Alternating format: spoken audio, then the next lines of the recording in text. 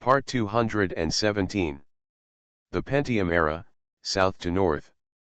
Author, Mei Shi Niang. Chapter 2162. Lao Jiao and Erpai were drinking. Zhang Xiangbei drank coke instead of drinking because he had to drive. Lao Jiao said a few words and then left. Even things that were obviously not funny at all were made funny by him, making you want to laugh along with him.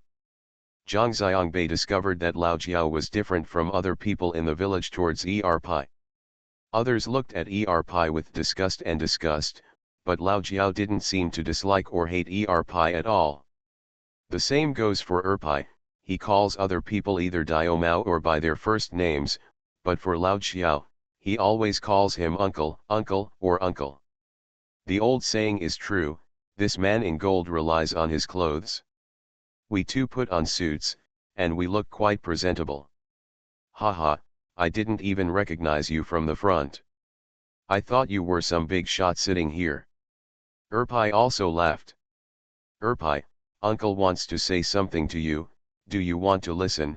Lao Jiao asked Erpai. Uncle, I listen, Erpai said.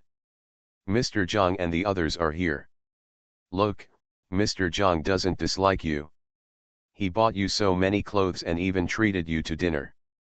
You just follow Mr. Zhang and work hard for 2 or 3 years and build a big building. Wafang, if I tell you a daughter-in-law, it will save you from being greedy every day and eavesdropping on other people's housework.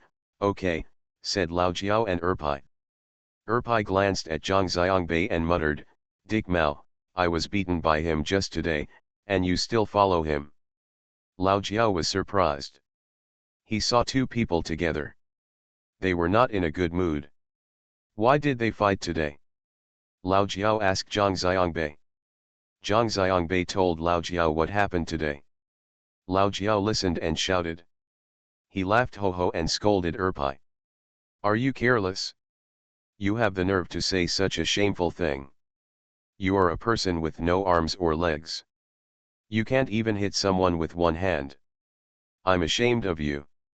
So what if he's awesome, Erpai said proudly, did you see that he still wants to fawn over me, buy me clothes, and treat me to dinner to apologize? Lao Jiao waved his hand and hit Erpai on the back of the head. Erpai was not angry and just yelled, it hurts, uncle. Lao Jiao scolded, Mr. Zhang has good intentions, but is this flattering you? You bastard just deserves to be beaten, and you want to be beaten like a dead dog. He doesn't know how. Erpai looked at Zhang Xiangbei and chuckled. Why not? Lao Jiao asked. He beat me mercilessly. I could see it a long time ago, Erpai said, it actually doesn't hurt that much. I'm just pretending. Lao Jiao and Zhang Xiangbei both laughed, and Lao Jiao said, it seems you still have your heart in mind. Keep it, uncle. Erpai frowned and smiled at Lao Jiao. Zhang Xiangbei said to Erpai, Director Jiao is right, Erpai, you work hard and behave decently. Your father doesn't care about him. Your mother will be very happy if she knows about it underground. That's right, Lao Jiao said. Then you don't want me to go to the company? Erpai rolled his eyes at Zhang Xiangbei and said dissatisfiedly. I can let you go to the company tomorrow. Zhang Xiangbei thought for a moment and said, but the company hasn't been established yet. So, Erpai, do you want to make money? Of course I have, Erpai said. In this way, starting from tomorrow, if you do whatever I ask you to do, I will give you a salary of 60 yuan a day. After you finish your work today, you can go to accountant Ma to get it the next day. We will pay you 60 yuan a day. How about cashing it out? Then you have money for eating every day and money for buying cigarettes, so you don't have to always defraud others and even rob children. 60 bucks a day? Erpai raised his fingers and calculated. With these 60 yuan, he really had everything he could do. Erpai asked. Are you serious, 60 a day? And you still get it every day? Of course, the first month is the probation period. If you do well in this month, I will increase your salary to 80 per day starting from next month until the company is officially established and you join the company and receive wages, Zhang Xiangbei said. Okay, okay. Erpai looked at Lao Xiao, who nodded. Erpai stretched out his hand to hook up with Zhang Xiangbei. Then it's settled, come on, pull the hook. Screw you, whatever hook you pull, it's settled as I say, Zhang Xiangbei said. Lao Jiao scolded from the side, a boss like this will still joke with you. I told you to follow Mr. Zhang and work hard. If you don't work hard, I will kick you to death. Don't worry, uncle, I will definitely work hard if I have money every day, Erpai said. After eating, the three of them went back to the village. The days were getting longer and longer. When they arrived at the village, it was still bright. Zhang Xiangbei's car was almost at the entrance of the village committee, and Erpai called to stop the car. Zhang Xiangbei said, I would take you back. Erpai quickly said no and he would get off the car here. Lao Jiao understood and said to Zhang Xiangbei, he wants to show off all the way back. Zhang Xiangbei suddenly understood and laughed, Erpai's face turned red. Zhang Xiangbei said to Lao Xiao, then I will take you back. We're not in a hurry to get back home. We've already had dinner anyway. Let's go to the village headquarters to talk about things first, Lao Jiao said. Zhang Xiangbei said yes. Zhang Xiangbei put down Erpai at the door of the village committee, then turned right and drove in. He saw Xiang Yun, Ma Damua, and Li Shengfeng standing in the corridor chatting. When they saw the car coming in, the three of them left.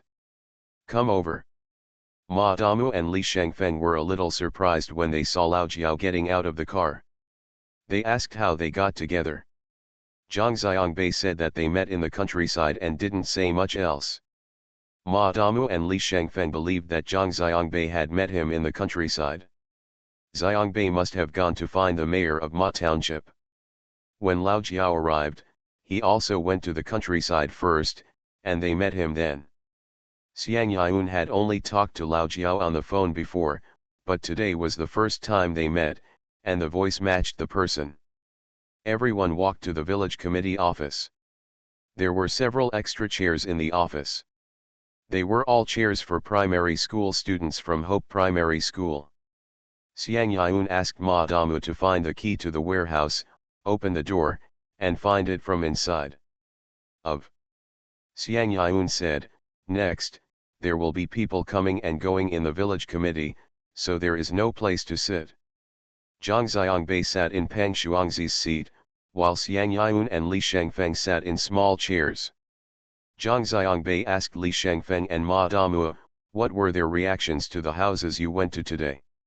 Li Shengfeng said, everyone agrees with the general direction, but some people are still calculating small accounts and feel that their income may be reduced, which is not cost-effective. These people are just used to begging for food, and they think they can go on asking for food every year. Ma Damu scolded at the side. Ma Damu's words are rough, but the truth is correct. Nowadays, these farmers who are assisted by Sua Shivang, the people who help you, will treat you well in everything. Of course, the income is high, but the help after all, you are not someone else's obligation. You always have to find your own way out. You guys will make a list later. I will go to work and explain the truth to these households that are difficult to deal with, Lao Jiao said, and Zhang Xiangbei nodded. Zhang Xiangbei then asked Xiang Yun how she was doing there.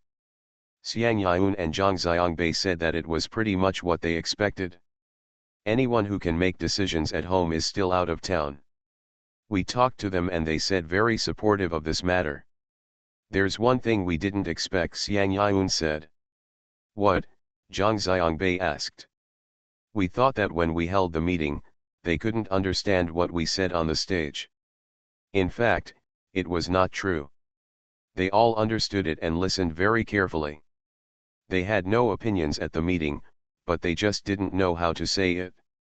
As a result, as soon as I got back, I immediately called and contacted my relatives in other places and told them what happened, Xiang Yun said. We have received a lot of calls here, all of them taking the initiative. Li Shengfeng and Zhang Xiangbei said. Zhang Xiangbei nodded. He thought of Ma Token. When he came to the countryside from here, her parents had already called her to tell her about it. This is a matter that involves their vital interests. How could they not care about it? Moreover, this place is already connected to the internet. Even if everyone didn't understand some of the things they said on stage, they would know it when they went back and looked it up online. This is a good thing, Zhang Xiangbei said. In this way, we need to find a place to make a publicity board in the village committee, and post what we want to do this time on the publicity board. It is best to hold a villagers queue /U0026A to ask everyone questions of concern should be written in the form of questions and answers and posted together. It's best to draw out future plans and blueprints so that everyone can see clearly what will happen here in the future. Xiang Yun said that Zhang Xiangbei agreed with this idea and thought it was very good. Is there anyone in the village who can write and draw? Zhang Xiangbei asked Lao Jiao and the others. The eldest girl in Ma Gishan's family can do it, but it's a pity that she is not in the village now, Ma Damu said. Where? Zhang Xiangbei asked. The countryside. Zhang Xiangbei laughed and asked, are you working as a waiter in Longzi Hotel? Your name is Ma Token. Yes, that's her. Do you know Mr. Zhang? Ma Damu asked. We know you, Zhang Xiangbei said. I'll call her and ask her to come back. Also, is there anyone in the village who can do muddy work? Zhang Xiangbei said. It's best to set up a construction team in the village. There are many small repair projects now. Next, we need to build roads and so on. I have a construction team is convenient. Li Shengfeng and Zhang Xiangbei said that there was such a person. He was now working as a contractor in a construction company, and he also brought several people out from the village to work outside. Can you call them all back? Zhang Xiangbei asked. Li Shengfeng said yes, I will contact them. In front of us, we lined up all the people in the village and contacted them all who had no contact. Only Zhou Yan and his family could not be contacted. No one knew their contact method, Xiang Yun said. I'm here to make a call. I have their eldest daughter's phone number. She called me last year, Lao Jiao said and stood up and walked out. Zhou Yan's sister called Lao Jiao last year to ask for help. If someone called her and asked about their family, she would ask Lao Jiao to tell him that their family was indeed a poor household in the village. This is because they know that if someone calls the village committee, they will most likely not be able to get through. There was no one at that village committee last year, and after the hand help activity was launched in the village, Peng Shuangzi was often away. There is also a big wooden pestle in the office. Zhou Yan's sister was worried that if Zhang Xiangbei and the others called the village and asked for the village director's phone number, they would call Lao Jiao, so she asked Lao Jiao to help him. Lao Jiao came back and told them that they had contacted me. They said that they would entrust me to handle all the procedures for them. What should I do with the entrustment procedures? Zhang Xiangbei said, their parent should be Zhou Yan's father, right? Just ask him to write a power of attorney under the camera, and then send the power of attorney over by express delivery and send the video to you. Thank you for your monthly votes from Daos Hung 123, Tamagotchi, and Very Careful 333. Thanks for all the votes and reading. Have a good evening, everyone. The Pentium Era, South to North. Author, Mei Shi Niang. Chapter 2163. Back in the room, Zhang Xiangbei saw a rechargeable emergency light and a pair of rain boots on the table. Zhang Xiangbei asked Xiang Yun, where did this come from? Feng Shengquan sent it here, Xiang Yun said. Great, it will be more convenient to go to the toilet and take a shower now, Zhang Xiangbei said. There are also these rain boots. In this village, on rainy days, it is really impossible without these things. By the way, Feng Shengquan is here. Walk. It's been shipped, Xiang Yun said. He also sent mutton. I'll make it for you tomorrow. Zhang Xiangbei said yes. Just like yesterday, the two of them boiled 2 buckets of hot water and took them to the toilet. But today, when Xiang Yun was taking a bath inside, Zhang Xiangbei was taking a shower with cold water from the faucet outside, and also served as a sentinel for her. This saves a lot of time, and with the emergency lights, it really feels very convenient. The two of them are not as busy as last night, and they both breathe a sigh of relief. It seems that I feel a sense of comfort from this somewhat difficult life. People are such adaptable animals, especially young people.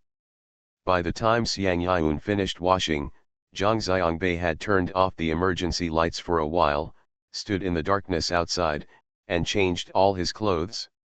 Before going to bed, Xiang Yun sat next to Zhang Xiangbei. She said to Zhang Xiangbei, "Now you can tell me honestly, what on earth did you do in the countryside today? How did you meet Lao Xiao, and what kind of matoken did you know? Nyotoken, tell me." Zhang Xiangbei smiled and said that he took Erpai to the countryside to buy clothes in the afternoon, and then took him to the Longzi Hotel to take a shower, where he met Matoken, and then went to the Longzi Hotel to eat. How did he encounter Lao Jiao during the meal? Weishidi told Xiang Yun. After saying that, Zhang Xiangbei felt something was wrong and asked, "Hey, why should I tell the truth?" Xiang Yun laughed loudly. At the same time, someone outside the window also chuckled. The two people in the window were startled. Zhang Xiangbei hurried to the door, opened the door suddenly, and saw a figure quickly disappearing into the darkness. "Erpai, if you eavesdrop again, believe it or not, I will throw you into the reservoir," Zhang Xiangbei cursed. Dick Hare Erpai's voice came from the darkness. Zhang Xiangbei walked back, Xiang Yun looked at him and laughed, and asked, "This is your follower, and he is also responsible for guarding for you outside at night." Zhang Xiangbei shook his head helplessly. Sitting down again, Zhang Xiangbei remembered something and said to Xiang Yun, "This Lao Jiao seems to be a bit special. Erpai is not close to anyone else in the village, but he is somewhat close. Also, Zhou Yan's family has no contact with anyone, but only him. I feel that not only just because he is the village director." Xiang Yun didn't seem surprised by this. She asked, "Do you know why Lao Jiao is the village director?" Zhang Xiangbei shook his head. "The popularity is good," Xiang Yun said, "even though this is just a poor village, the contradictions in a poor village are many and complex. Lao Jiao has the best popularity in the whole village and has no conflicts with anyone. Although I don't want to be the village director, and I'm not even in the village, but when choosing the village director, everyone will still put his name on it, and he is always chosen over and over again, and he is unanimously elected." Zhang Xiangbei understood. He thought of Lao Jiao's face that always smiled ho ho ho ho. Even things that were not funny were made funny by him, making you want to laugh with him. Such a person is popular. "It's strange that it's not good," he said. "No wonder. So, don't worry. As long as Lao Jiao comes back and he agrees to do the work on those households, the problem will not be big. Others can't persuade them, but Lao Jiao can convince them," Xiang Yun said. "Just sleep peacefully." Don't worry, let me ask you one more thing," Zhang Xiangbei said quickly when he saw Xiang Yun getting up. Xiang Yun sat down again and looked at Zhang Xiangbei. "Tell me, what's the matter?" "What do you think of Li Shengfeng?" Zhang Xiangbei asked. "Human nature shouldn't be bad, just a bit sinister, but we can't blame him. He works in the countryside and is an agricultural machinery technician. This person will inevitably have many ideas and are not so simple," Xiang Yun said. Zhang Xiangbei was surprised and asked, "Why is it not pure?" "Think about it, although he works in the countryside, he is different from other township cotters. Agricultural machinery workers are not civil servants, but employees. In terms of status, they are lower than others. Tractor drivers regard him as no matter what your career, you have to fawn over him, but in the township government, he is the same as the cook in the cafeteria, they are at the bottom and can be used like a snake oil, and can be used around. As Xiang Yun talked, she understood what Zhang Xiangbei meant by asking her what Li Shengfeng was like, so she shouted, "Do you want to?" "Yes, what do you think?" Xiang Yun thought about it seriously and said, "I really can't think of anyone more suitable than him." "Then let's take some time to talk to him," Zhang Xiangbei said, saying yes to Evian. Xiang Yun walked back to Buletin's side. After a while, the lights there were turned off. Zhang Xiangbei also turned off the lights on his side. He tiptoed to the door, opened the door and looked into the corridor. There was no one there. Zhang Xiangbei breathed a sigh of relief, then walked back to the bed and fell down to sleep. Early the next morning, Zhang Xiangbei and Xiang Yun were still having breakfast when they heard the sound of a motorcycle outside. Pan Shuangzi had already come to work. Pan Shuangzi drove his motorcycle until he reached the steps of the corridor and then stopped. He saw that the doors of Zhang Xiangbei and Xiang Yun's rooms were closed. Pan Shuangzi walked into Zhang Xiangbei's room carrying a bucket.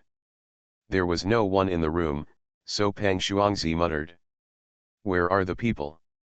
"Eat breakfast here," Zhang Xiangbei called from Buletin's side. Pan Shuangzi exited the door, walked to Xiang Yun's door next door, and walked in.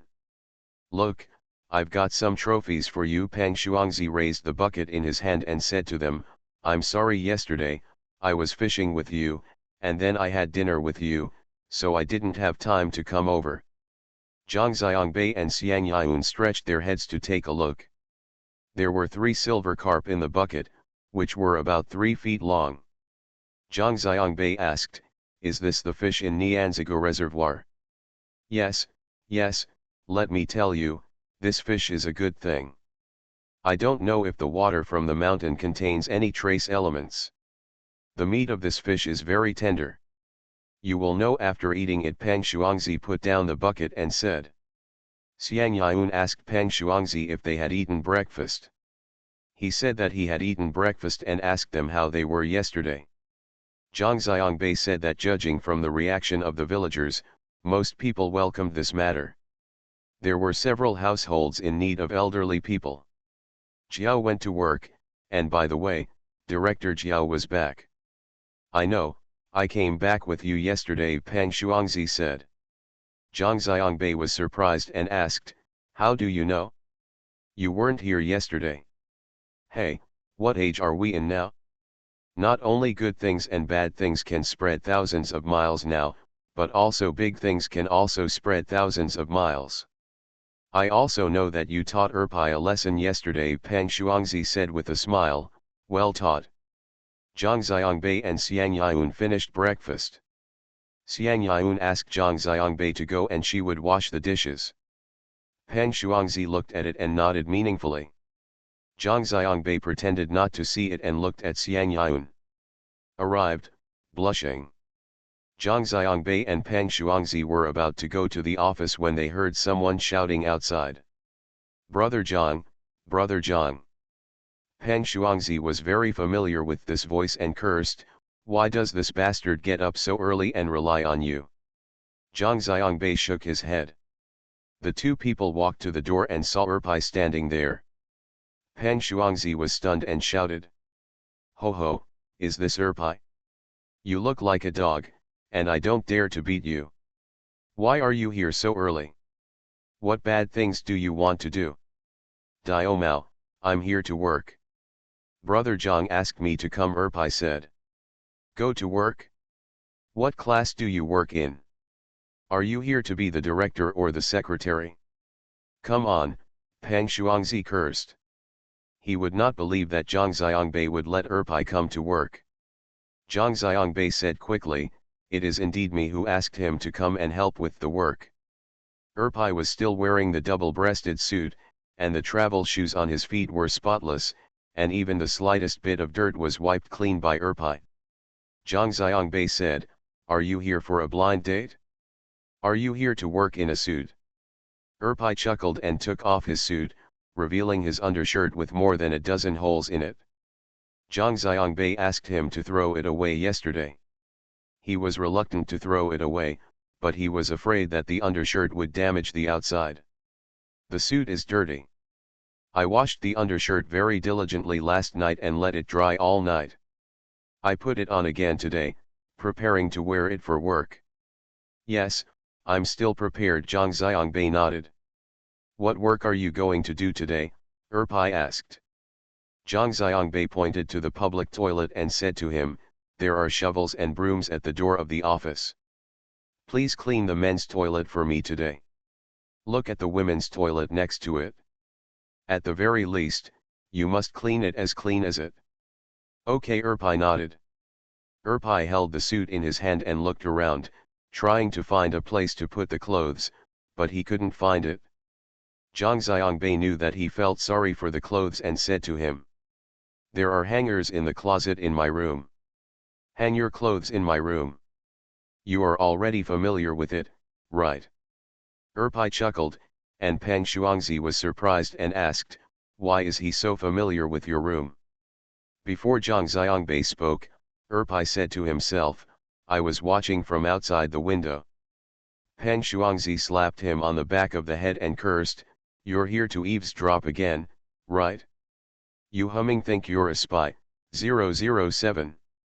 Erpai quibbled, it's nothing to see, not good looking at all. This Dio Mao and Sister Xiang didn't do anything. They didn't even hold hands. Peng Shuangzi pretended to hit him again. Zhang Xiangbei quickly grabbed Peng Shuangzi and told him that if this bastard peeks next time and I catch him, I will teach him a lesson. Erpai hummed, rolled his eyes at Peng Shuangzi, swung his arms left and right and entered Zhang Xiangbei's room. When he came out again, he not only took off his clothes, but also took off his new pants. He had taken off his traveling shoes and white socks, and was only wearing a torn sweatshirt and a pair of shorts, with his bare feet underneath.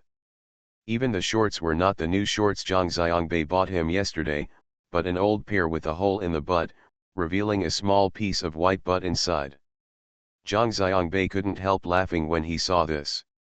It looked like Erpai was really fully armed and ready to work. Damn it, do you want to come to the village committee to act like a gangster or do your job? Peng Shuangzi scolded. Dick Mao, are you wearing your shoes and pants? Can you go to that toilet? If you can do it, why don't you go and try it? Erpai scolded, with your hair combed so smoothly all day long, you can't do it? When it comes to women, you idiots are just hooligans, Brother Zhang said, I'm just a rogue at best. Peng Shuangzi was furious and wanted to hit him again. Zhang Xiangbei stopped him with a smile and scolded Erpai, why don't you get out of here? Erpai ran to the public toilet in a hurry. Thank you for the reward of 2 fishes. Thank you for your monthly votes from Tian Wei Wei Wei, Zhonkai 727, Yebuletin Zhan, Once Upon a Time, Zipanjiang 1, Jinwu Lanji, and Book Friends 201701052133111538. Thanks for all the votes and reading. Have a good evening everyone. You are listening to Novels at Bless Up channel. Wish you happiness and luck. Please subscribe to receive new novels. How do you feel about this novel? Please like and leave a comment. The Pentium Era, South to North. Author, Mei Shi Niang. Chapter 2164. At around 8 o'clock, Lao Qiao, Ma Damu and Li Shengfeng also arrived. Everyone held a brief meeting and then prepared to split into 3 groups. Zhang Xiangbei and Peng Shuangzi stayed in the village committee, and Peng Shuangzi called the villagers who were out of town to confirm the matter with them one by one. Those who agreed to join the shares would make an agreement with them on the spot and tell them that they would come back as soon as possible. If you want to hurry up and come back, if you can't make it in time, they will ask for your address, send the confirmation form, ask them to sign it and send it back immediately, and record the video. Xiang Yun and Lao Jiao went to the houses that they had listed and thought were a little difficult to persuade them one by one. Li Shengfeng and Ma Dama were in a group. They took the confirmation letter and went to the interested parties who had negotiated yesterday to confirm their signatures one by one. They plan to carry out the entire communication and confirmation work for a week. After 1 week, they will have to get everyone in the village to agree to become shareholders, and then they can officially start the establishment of the company. During the meeting, Lao Jiao saw out the window that Erpai had gotten a plastic water pipe from somewhere, put one end on the tap, and held the other end in his hand. He flattened the opening of the pipe with his fingers and stood there. At the door of the men's restroom, water jets were sprayed inside, and it was a great pleasure. Lao Jiao smiled and said, "Mr. Zhang, this Erpai may be transformed by you this time. If he learns well, ho ho, his mother will wake up laughing even in the ground.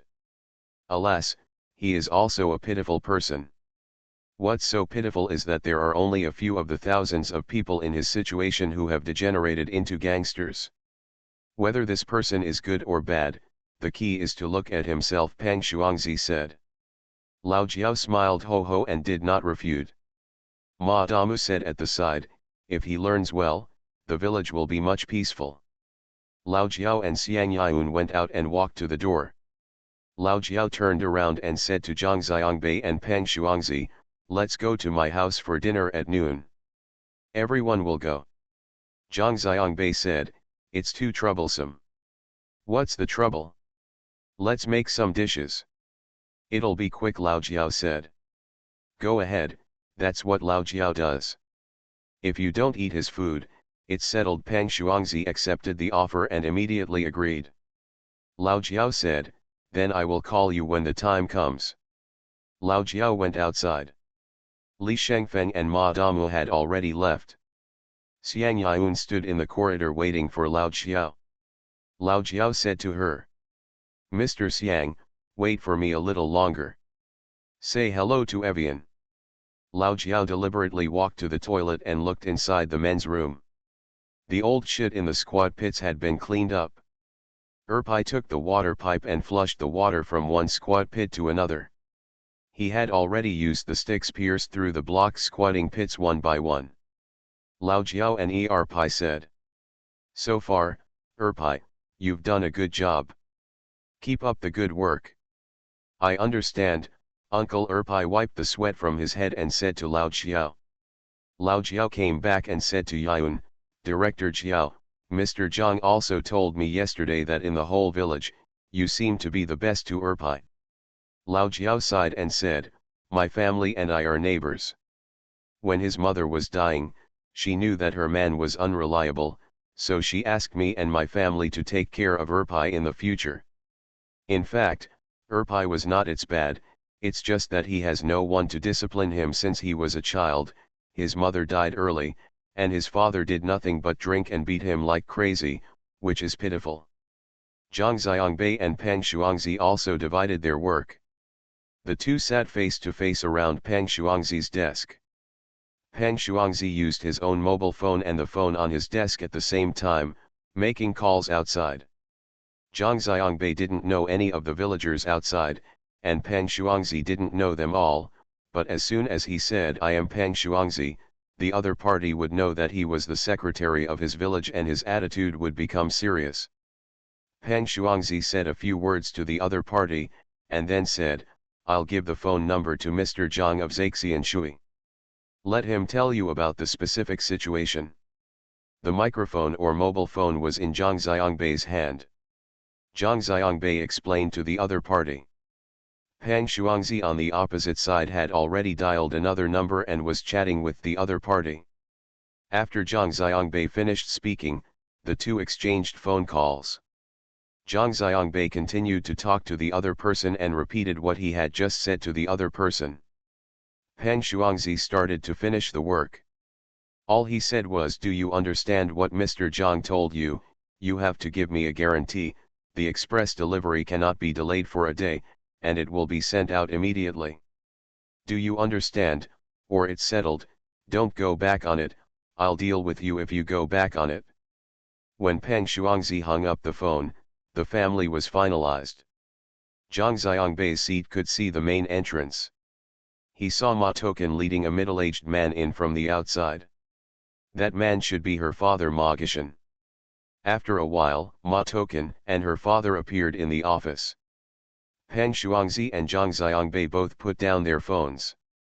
Ma Token and Zhang Xiangbei said, "I'm here to register, and my dad is here to sign the confirmation.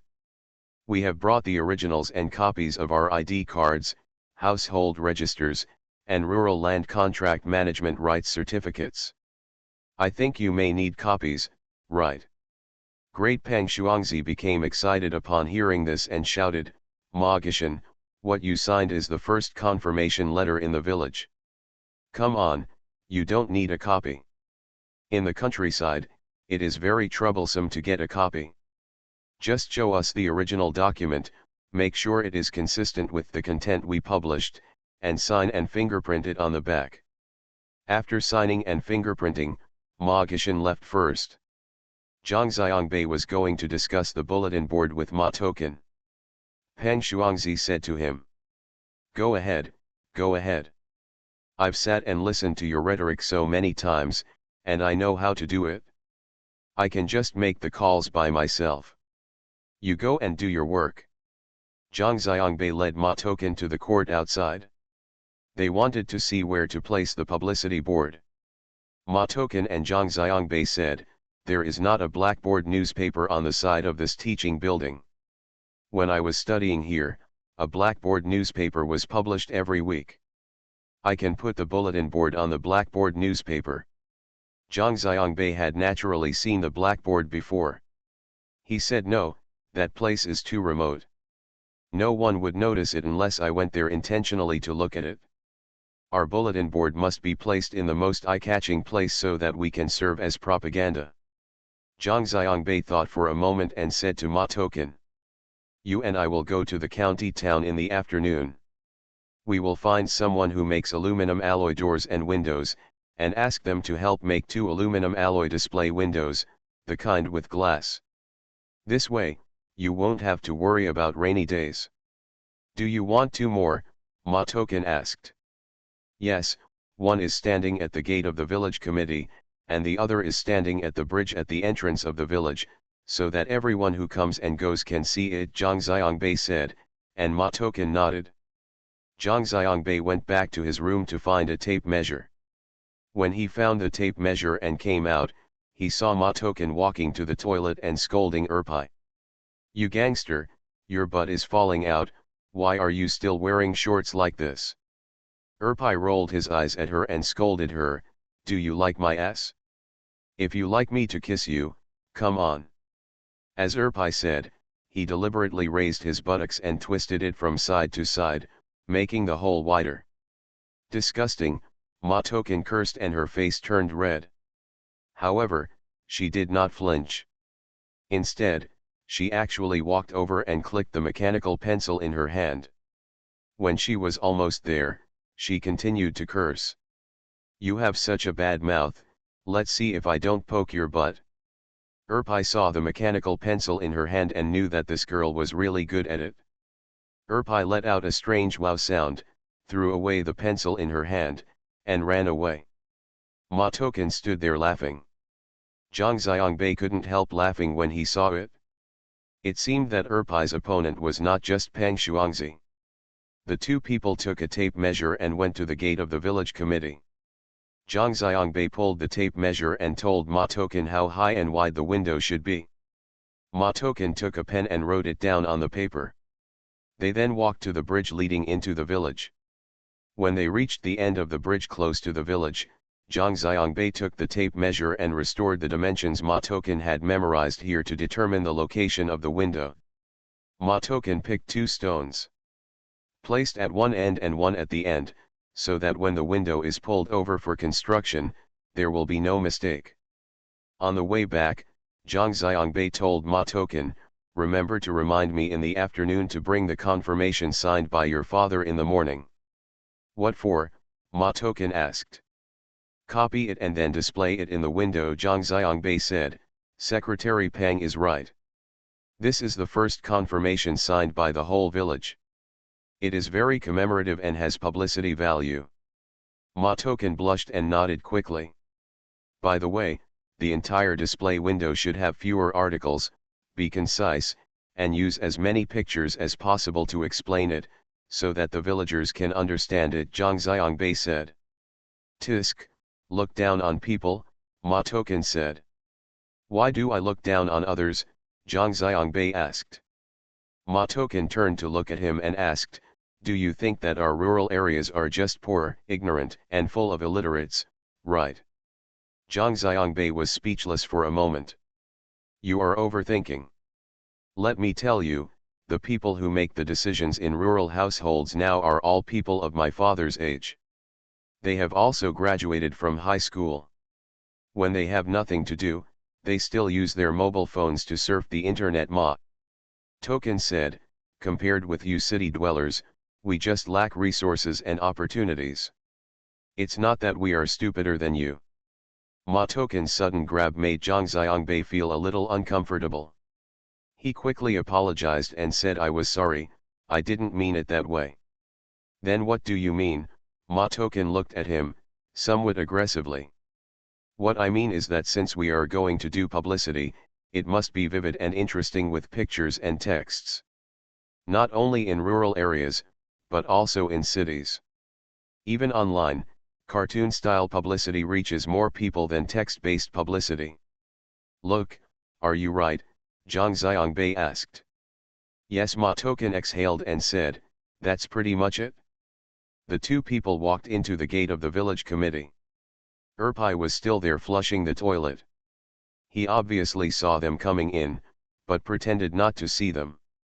Ma Token shouted at him. Erpai, don't just flush the men's restroom, flush the women's restroom too. I might have to use it later. Erpai ignored her, and Ma Token walked towards him and asked, did you hear me talking to you? Erpai turned around, holding a leather pipe in his hand, and water was dripping toward the ground. He and Ma Token said, don't come over, don't come over. Come here and I'll flush you with water. It stinks so much. If anyone wants to go there, I'll ask you to flush down the women's toilet. Do you hear me? Ma Token asked. I heard it, long-winded. You said you heard me earlier, so I won't go on. You are a gangster, not a mute. Why don't you answer when I talk to you? Dick hair. Criticize yourself, you have this thing, but I don't, Ma Token said. Zhang Xiangbei stood there and couldn't help laughing. Thank you, little janitor, no time to think. Book friends 201709131435589112, book friends 201908211331102536 for your monthly votes. Thanks for all the votes and reading. Have a good evening everyone. The Pentium Era, South to North. Author, Mei Shi Niang. Chapter 2165. Zhang Xiangbei and Xiang Yun returned to the village committee, and Erpai and Ma Token were waiting for Zhang Xiangbei. At noon, Zhang Xiangbei and Xiang Yun went to Lao Jiao's house. Lao Jiao did not prepare a few dishes, but a large table of dishes. It was not Lao Jiao who was doing it, but his wife was busy. One morning, at that time, Lao Jiao and Xiang Yun were running from house to house. If you have food, you must drink. This is the case in rural areas. As long as you have a drink, big things can be put aside and talked about after drinking. Fortunately, Zhang Xiangbei was not from the village. He still remembered that he had made an appointment with Ma Token to go to the county town in the afternoon to order aluminum alloy windows and drive. What does it matter? I heard that County Magistrate Lu gave you a gold medal to avoid death. In our Linxia, it doesn't matter if you drink and drive. If you are caught, you have to give Magistrate Lu a call. That's it? If you are caught, you will be let go, right? Peng Shuangzi said. All the men here knew what he was talking about. Xiang Yun didn't understand and asked, what is that? Several men laughed, and Peng Shuangzi said, Mr. Xiang, you don't need to know this. In fact, Xiang Yun also pretended to be confused. She was an assistant to the boss of a real estate company. How could she not know what these men were smiling ambiguously and what they were talking about? What a joke. Real estate, but very bold. Xiang Yun asked Zhang Xiangbei quietly, "Do you know?" Zhang Xiangbei's face was a little red, and he whispered honestly, "I have heard pigs braying, but I have never seen pigs running, and I have never eaten pork." Xiang Yun smiled, satisfied, and said, "That's pretty much it? I saw you right." Zhang Xiangbei laughed and said, "What if I'm wrong? People who have eaten pork will wipe their mouths with oil and pretend that they haven't eaten it." "Go," Xiang Yun said, tapping Zhang Xiangbei's elbow with his elbow. The two people were joking, and the other people listened to what they were talking about pork and pigs running away, and pretended not to hear it. They drank by themselves, but from Go to Evian, they gently touched her elbow. One click and I knew their relationship was unusual. Zhang Xiangbei turned his head and saw Peng Shuangzi looking at him with a smirk on his face. Only then did Zhang Xiangbei remember what he had just said and said, "I was caught drunk driving and you asked me to go to the county magistrate? How dare I make such a call? Isn't it just to order an aluminum alloy window? You can go there tomorrow, or do you have any drawings? Give me the drawings and I will order them tomorrow and then come back," Peng Shuangzi said. "This is actually possible. How difficult is it to make aluminum alloy display windows? Even if you can make mistakes according to the drawings, you can almost close the store."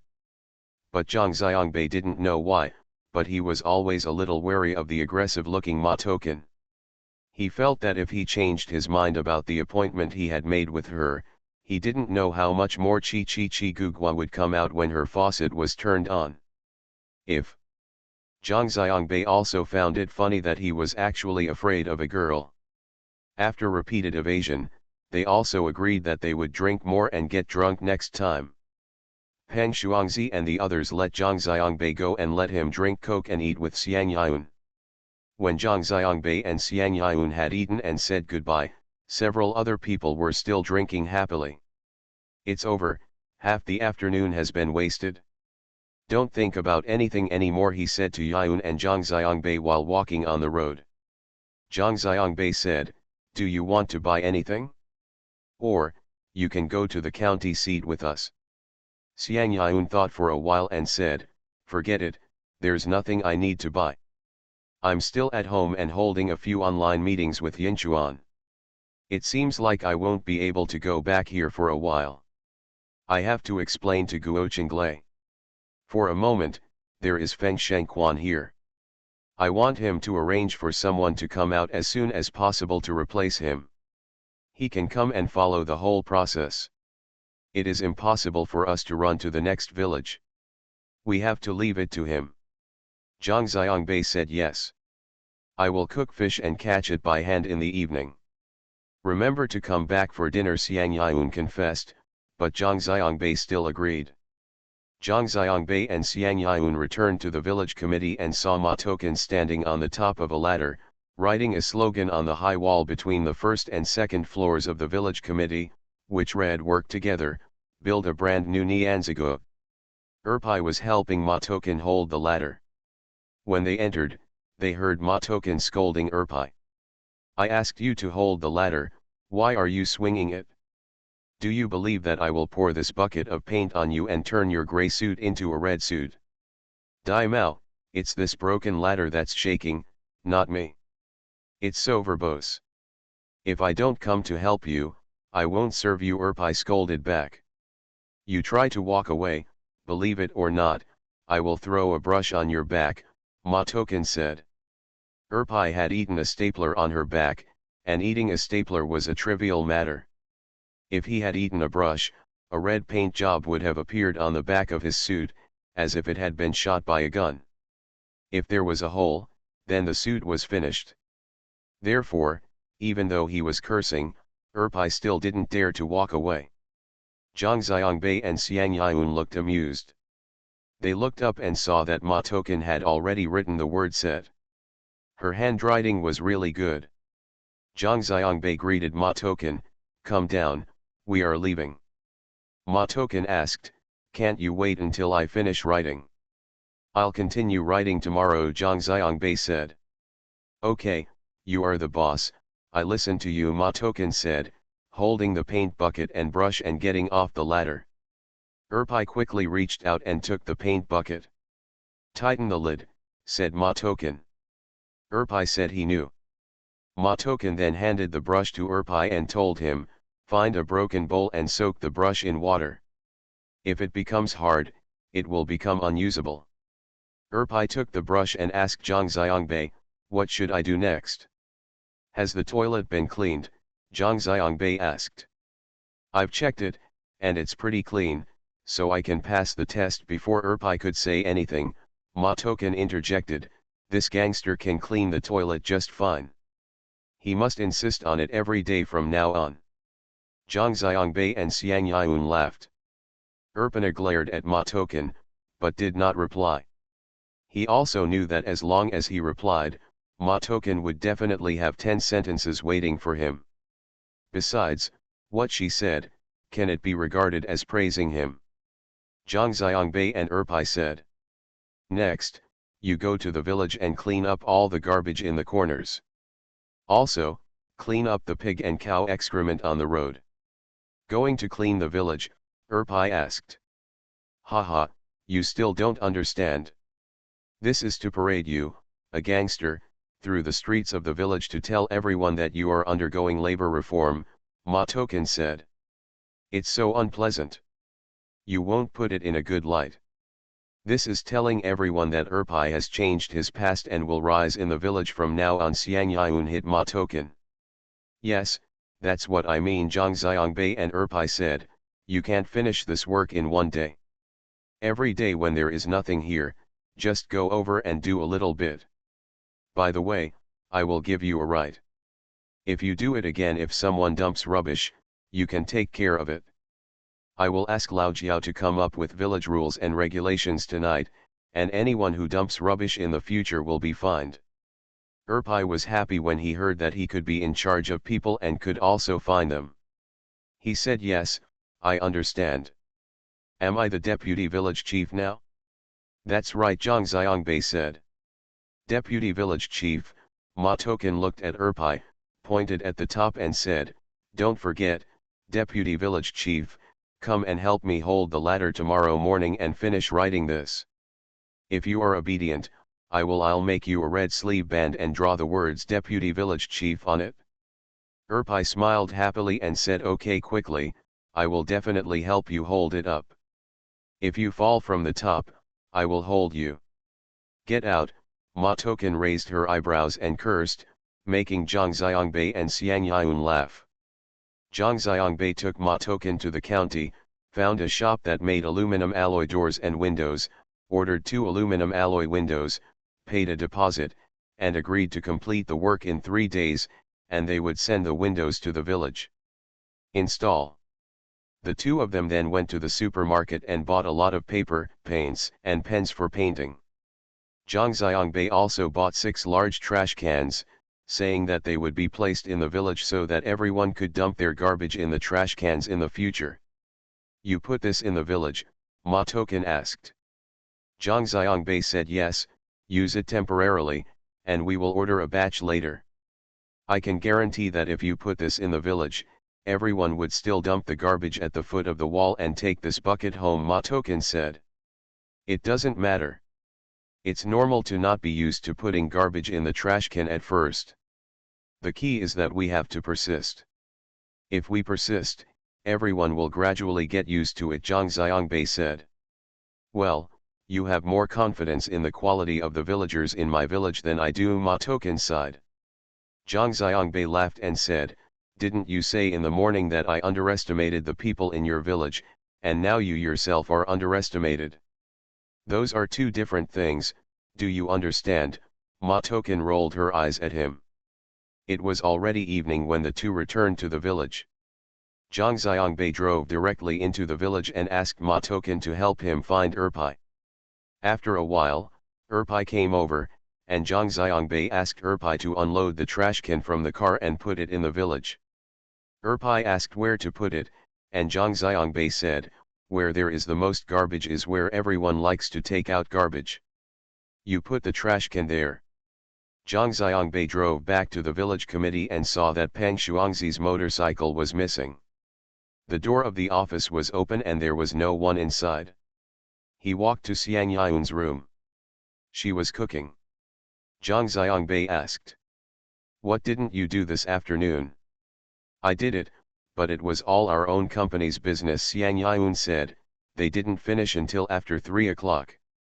They drank so much that they didn't even recognize themselves, so what else could they do? Lao Pang is still riding his motorcycle back, Zhang Xiangbei asked.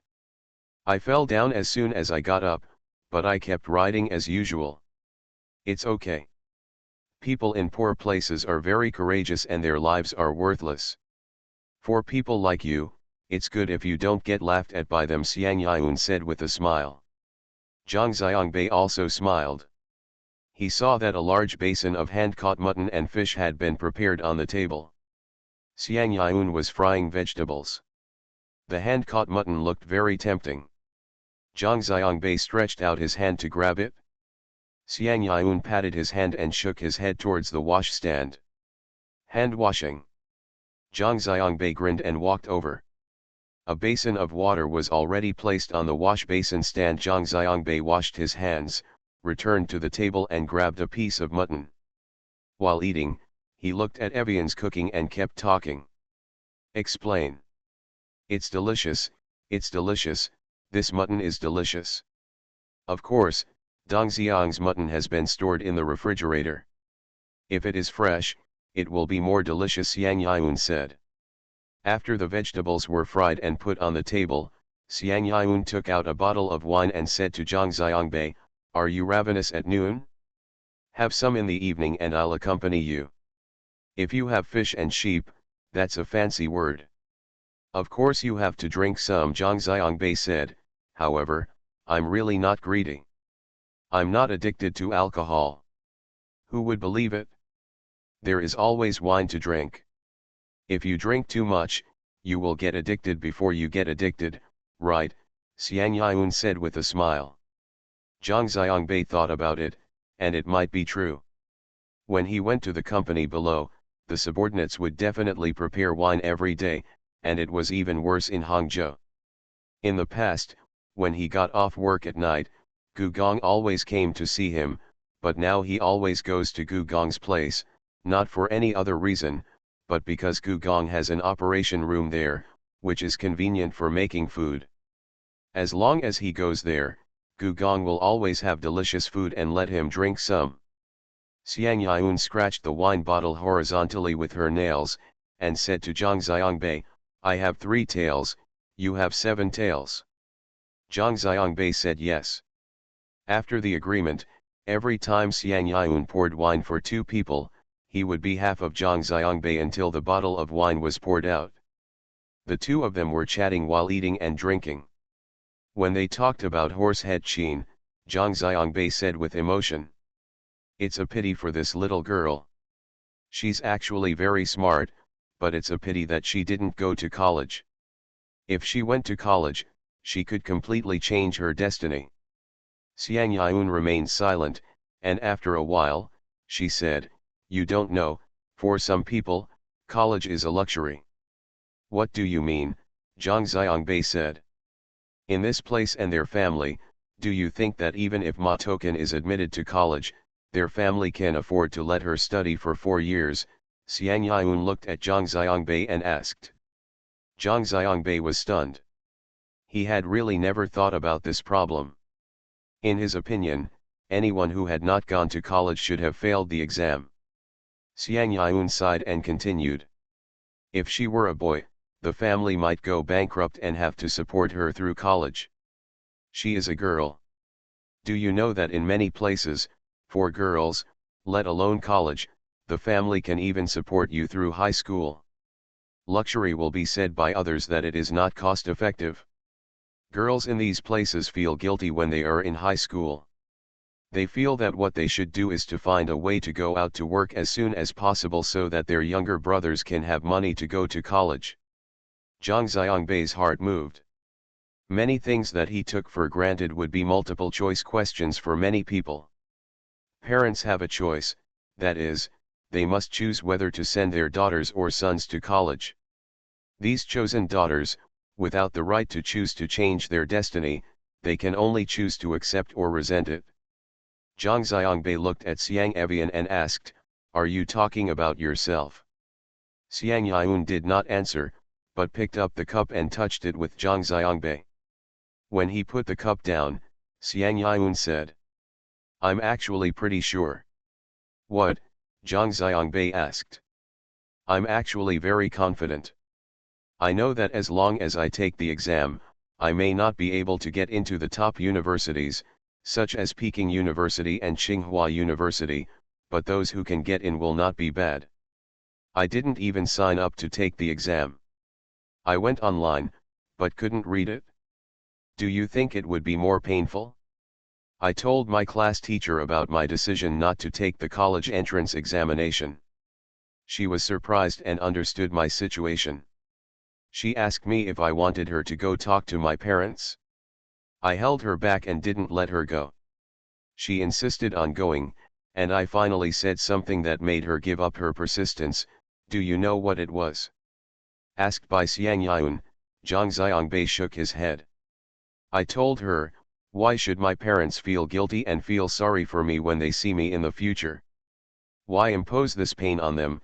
Xiang Yun said, "Really, my parents can let me after finishing high school. I am already very grateful to them. Many people don't even have this opportunity. When I came home from school, my parents didn't ask me why I came home, and I didn't say anything. None of us mentioned the college entrance examination. It seemed that we had forgotten about it, but I knew that my parents must be relieved." Xiang Yun raised his head and looked at Zhang Xiangbei, smiled bitterly, and asked, "When you see Matoken, you see a smart girl. Do you know what I see?" "What did you see?" Zhang Xiangbei asked. "I saw myself," Xiang Yun said. "Thanks for the tip of 2 fishes and Broken Back Mountain." "Thank you W, it's UW, why can't I change my name, the little brother who eats fish." Reading 2288, Wandering Ephemera, Daos Hung 123, Lao Shenzi Sang, Tianying 1978, Super DJ Bo Ye, is the book good for yourself? No, Feng Konghu 1974, The Sky is Crooked, No Future, just remember the original intention. Playboy Yang Xiao, the boss of Lele family, Captain Jim, Kitty Sun, Jian Leng Kenjiao, Frivolous, Big Guy, Monkey Who Loves Cats, Monthly Tickets for Musicking, and How and Wang Mei Are Still Thirsty. Thanks for all the votes and reading. I wish you all good health. The Pentium Era, South to North. Author, Mei Shi Niang. Chapter 2166. Early the next morning, while Zhang Xiangbei was still sleeping, someone knocked on his window and shouted, "Brother Zhang, Brother Zhang." Zhang Xiangbei recognized Erpai. He was lying on the bed without opening his eyes and asked, "What are you doing?" "Something serious has happened." "Come out quickly," Erpai said. When Zhang Xiangbei heard this, he quickly stood up from the bed, put on his pants, and didn't even wear a shirt outside. He was only wearing a round neck t-shirt. He walked over and opened the door and asked, "What happened?" "None of those trash cans are missing, they were all stolen," Erpai said. Zhang Xiangbei breathed a sigh of relief. It turned out that this was the case. It seemed that Ma Token knew the people in their village. She had predicted that such a thing would happen yesterday. Zhang Xiangbei looked at his watch. It was just past 6 o'clock. He asked Erpai, "Why are you up so early?" "I'm going to ambush you," Erpai said. "These guys like to take out the garbage early in the morning. I'm going to hide and watch. I'll catch them when they're taking out the garbage. I'll punish them until they kneel down and shout." My grandfather. Zhang Xiangbei didn't know whether to laugh or cry. It seemed that he had made a mistake in appointing him to take care of the garbage. For this alone, with such a trivial power, this guy might make the whole village go crazy. Brother Zhang, let me do some calculations and basically figure out which families steal trash cans. Do you want me to go to each house and search them? Erpai asked. Zhang Xiangbei was startled and said quickly, No, Erpai, you go back first. You don't have to worry about this matter. I'll discuss it with Director Jiao and Secretary Pang when they come later. Erpai was greatly disappointed and immediately discouraged. He had already planned on the way here. As long as Zhang Xiangbei gave the order, he would rush back to the village and kick the door open, especially those whose husbands were out of town. Those lazy women who were working part-time were still in bed. After he kicked in the door and entered, he would block them on the bed and ask them if they stole the trash can. What about those who still litter? Will they be caught? Erpai asked. Zhang Xiangbei said quickly, No, now there are no more trash cans. Of course, people still have to dump them in the same place, right? Also, you don't have to worry about this. You just clean up the trash. Dai Mao, what use do I have as the deputy village chief? Erpai cursed. Zhang Xiangbei smiled bitterly, never expecting that Erpai would take his joke seriously. What right did he have to come here and appoint a deputy village chief? But Erpai is in high spirits now, so he shouldn't hit him too hard. If the blow is too severe, this guy might give up and go back to his original self. Zhang Xiangbei bit the bullet and said to Erpai, Look, you are also a cotter now. What do cotters do? They talk but don't do anything. Have you ever seen Secretary Pang working in the fields, right? And how can I do that? To be a good cotter, you need to hold more meetings, and you have to hold meetings to study even the smallest things. For example, if a big thing like a trash can was stolen, why don't we hold meetings and study it over and over again? Erpai was doubtful and asked, When will we have a meeting to study it? We have to wait until Director Jiao and Secretary Pang are present, so you can't act rashly now, otherwise it will violate organizational disciplines. Do you understand? Zhang Xiangbei said. Dio Mao, then I walked over and saw them falling, so I just turned a blind eye, Erpai said. Yes, that's it, go back. Erpai turned around and walked back. As soon as he walked down the steps, he turned around and asked, Are wages paid today? This is certain. Zhang Xiangbei told Ma Damu yesterday, and Zhang Xiangbei was right. When accountant Ma comes to work later, you can go to him to collect yesterday's salary. Okay, I'll go guard the door of Ma Damu's house. When he comes to work, I'll follow him. Erpai turned around and walked outside. Zhang Xiangbei turned around and went back, and saw Xiang Yun leaning against the door and looking at him, laughing. She was on her side. She heard Erpai's cry, saying that something big had happened, and got up. Walked past Buletin's side, heard the conversation between Zhang Xiangbei and Erpai, knew the whole story, and kept laughing inside. She didn't want to meet Erpai, especially when Erpai saw her coming out of Zhang Xiangbei's room. She didn't come out. She didn't walk to the door until Erpai left. In the end, he still relied on him, right? Xiang Yun asked. Zhang Xiangbei scratched his head, troublesome, really troublesome. Xiang Yun laughed, You deserve it, you asked for it. Zhang Xiangbei smiled bitterly and shook his head. Xiang Yun said, However, Erpai can be used. He is so motivated. If we really appoint him as a health supervisor, he might really be able to manage the health of the village well. Think about it. If someone dumps rubbish indiscriminately, is it annoying to have Erpai come to your door? Why don't we just stop dumping rubbish? Yes, fighting fire with poison can be used, Zhang Xiangbei shouted. I'll discuss it with Lao Jiao and Lao Pang later. Aren't you going to sleep? Xiang Yun asked. Where can I still sleep? Zhang Xiangbei said. I'll make whatever you want to eat in the morning, Xiang Yun said. Porridge, can I? Do you want salted duck eggs and pickled mustard? Zhang Xiangbei nodded repeatedly and said, where did the salted duck eggs come from? I didn't see any salted duck eggs in the refrigerator. Xiang Yun smiled and said, you have only seen the refrigerator a few times. Did you know that the refrigerator can change? Besides, do you need to put the salted duck eggs in the refrigerator? Zhang Xiangbei chuckled. At around 7 o'clock, Ma Token came, but Erpai hadn't arrived yet. Ma Token climbed onto the ladder alone and continued to write the slogan that she had not finished yesterday. When Xiang Yun saw it, he quickly went over to help her. Holding onto the ladder, the wooden ladder was too old. Two people, one on the ladder and one below, were chatting. Before 8 o'clock, Ma Token finished writing and went to clean the brush. Xiang Yun saw Ma Dama coming in from the door with a sad face and carrying a handbag. Erpai followed behind him and said hello to Yun and Ma Damu. Accountant Ma, so early. Ma Damu sighed and said, I can't help it. I got pestered by this guy early in the morning and asked for my salary. Xiang Yun laughed, and Erpai shouted, Ma Damu, you are not a woman, what is there to do with you? I was just waiting for you at the door of your house, and I didn't rush you.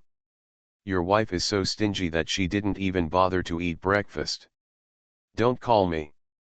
Ma Damu scolded, are you humming waiting? Are you waiting for someone to sit on the doorstep of my house? When I go to the toilet, you ask me when I come in and out. When can I get paid? Zhang Xiangbei came out of the room and laughed when he heard Ma Damu's words. He quickly cupped his hands towards him, meaning I'm sorry, I'm the one who caused you trouble.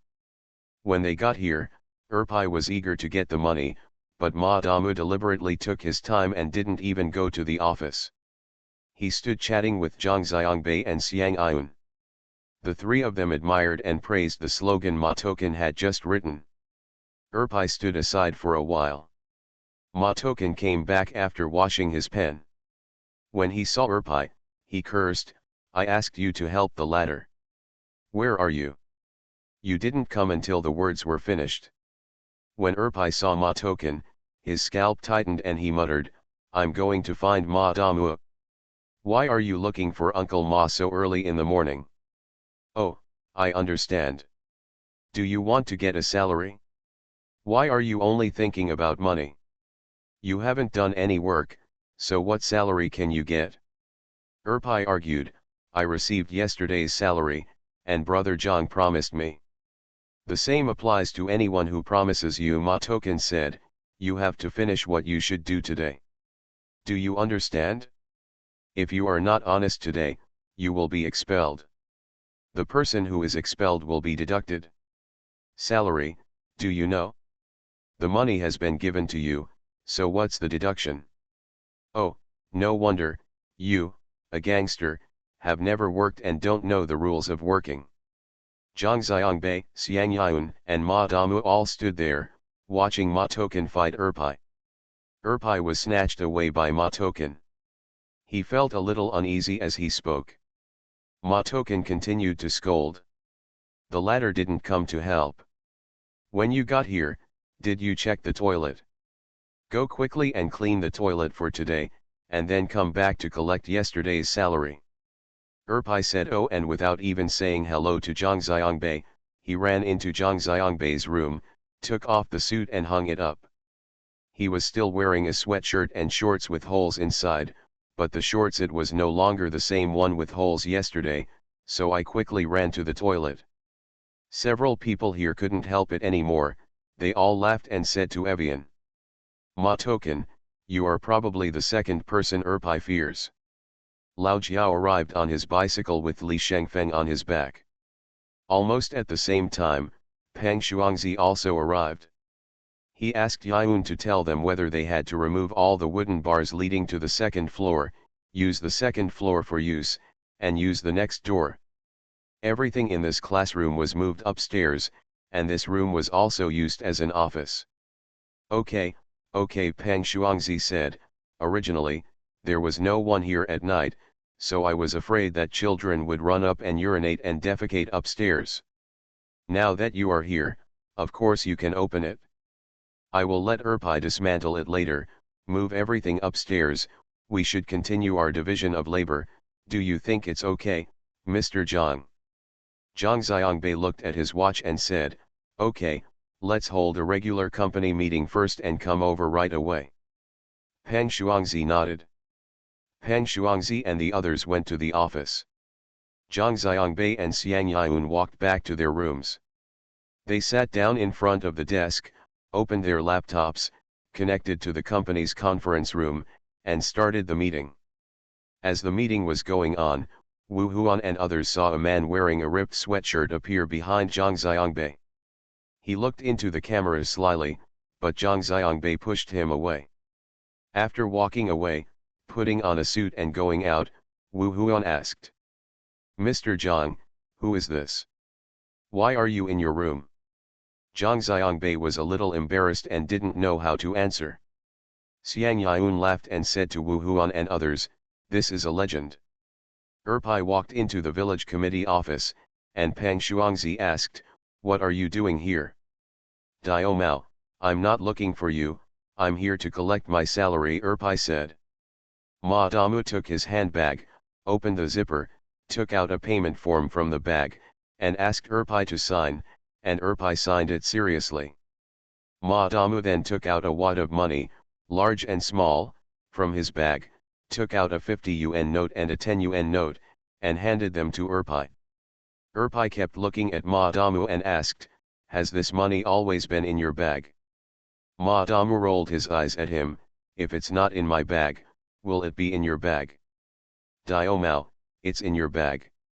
You didn't give it to me when I was at your house, and you want me to follow you here, Erpai asked. Ma Damu snorted, looked at Erpai sideways and asked, can this be the same? What does it mean to give you money at home? I borrowed it from you. When I give it to you here, this is my salary, do you understand? Peng Shuangzi and Li Shengfeng laughed, and Lao Jiao shook his head.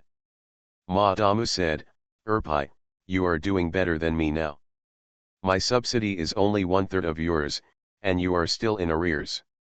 Erpai chuckled. Peng Shuangzi said, Erpai, your income has caught up with mine. Dick Hare Erpai rolled his eyes at him, I asked you to clean the toilet, will you do it? Go sweep pig shit in the village, will you go? If you have the guts, go now, I will give you the salary you idiot, will cross your legs and talk about research and discussions all day long. It's the other way around, Erpai, do you think someone is supporting you? Peng Shuangzi scolded. Li Shengfeng laughed, well done, Erpai, you have done a good job with these words, I support you. Peng Shuangzi glared at Li Shengfeng, and Lao Jiao smiled ho ho. Erpai, you did a good job cleaning the toilet. It has never been so clean. Do a good job. If this keeps up, you will earn your own wages and you won't have to worry about food and clothing, right? I understand, thank you, Uncle Erpai and Lao Jiao said. Ma Damu looked at Peng Shuangzi and said to everyone, now in the village, there are two people Erpai is afraid of. One is Shuangzi and the other is Mr. Zhang. Dick Hare, Erpai scolded, I'm really afraid of this Peng Shuangzi. He is a villain. He will really retaliate against you. I admire that brother Zhang, but can this be the same? Peng Shuangzi slapped the table and stood up. Erpai quickly ran away, and the other three people laughed. Erpai put his head into Zhang Xiangbei's room and looked inside. Zhang Xiangbei had finished the meeting and was looking at the report. When he saw Erpai poking his head, Zhang Xiangbei asked, Erpai, what are you doing? When will the study meeting be held? Erpai asked. What to study? Zhang Xiangbei asked. Are you going to catch those who take out the trash? Erpai said. Zhang Xiangbei had forgotten about this a long time ago. He only remembered it when Erpai said it. Zhang Xiangbei stood up, walked over and said to Erpai. I'll call you later and talk to you later. First go and dismantle the door to the second floor, move all the messy things next door upstairs, and clean the next door. That's all you can do today. Erpai said yes. He walked in, took off his pants and suit, hung them up, and turned to leave when Zhang Xiangbei stopped him. Zhang Xiangbei found a pair of jeans and a denim shirt of his from the closet, gave them to Erpai and said, "This is for you. It's a little too big for you, but you can work in it. This is the village committee. If you work in shorts and a torn sweatshirt, people who don't know would think you came from the old society." Erpai took over the jeans and shirt, grinning. He entered the door from Zhang Xiangbei, put them on the chair, and went out in shorts and a torn sweatshirt. Zhang Xiangbei stopped him and said, "These are for you." "I know." "Then why don't you put it on?" Zhang Xiangbei asked. "I can't bear to wear it." "A pair of clothes and trousers for a big boss like you must be more expensive than a suit for me," Erpai said and ran away. Xiang Yun came over from Bulletin and said with a smile, "Have you hit a wall again? Did you see that Erpai knows better than you? Don't think he doesn't know the goods. You still want him to clean the toilet wearing a famous brand." Zhang Xiangbei shook his head and sighed. "Don't worry, Feng Shengquan will come over today, and I asked him to bring over 2 sets of work clothes from Zaixian for Erday," Xiang Yun said. "Thank you for the reward of Eternal Green Emperor Yan, Brokeback Mountain, Dal Tin Soldier, third from top to bottom, flipping through books every day, 3 o'clock in the middle of the night, and 2 fishes one at a time." "Thank you to the Evergreen Emperor Yan," Zi Zheng said. "Beniang Aki, take a look at Leisure, Evil Orchid Finger, LCS 0001, and How, Book Friend 2018052311285765, Book Friend 201811301053053944, Tianzong Hong, Empty as Empty, Zixi Zi, Guandian Electrical and Electronics, Pingle. The village is always happy and the breeze comes with a monthly pass. Thanks for all the votes and reading. Happy New Year to everyone. You are listening to Novels at Bless Up channel. Wish you happiness and luck. Please subscribe to receive new novels. How do you feel about this novel? Please like and leave a comment. The Pentium Era, South to North. Author, Mei Shi Niang. Chapter 2167. On this day, they continued their work from yesterday and were divided into 3 groups, no, 4 groups. It turned out that Peng Shuangzi and Zhang Xiangbei were working together to call the villagers who were out of town. Today, Peng Shuangzi could do the call alone, and Zhang Xiangbei and Ma Token went to prepare the promotional materials in the window. The difference from yesterday is that they have divided the entire task today. There are 582 households in the village and 43 households have been implemented yesterday, and there are still 539 households, minus Lao Xiao, Li Shengfeng, and Ma Damu's 3 households, plus Erpai and Zhou Yan's family. There are a total of 534 households. All must be implemented within 5 days, and at least 110 households must be implemented in 1 day. Peng Shuangzi said that today's target of 130 households should be tightened first and then widened, so that there will be room later.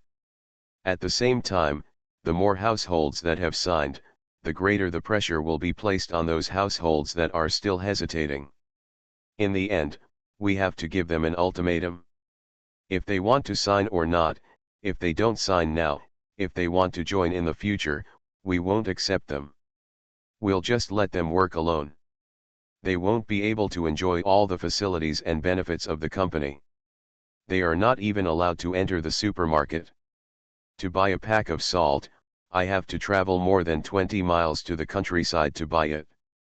I don't believe it and I can't cure them.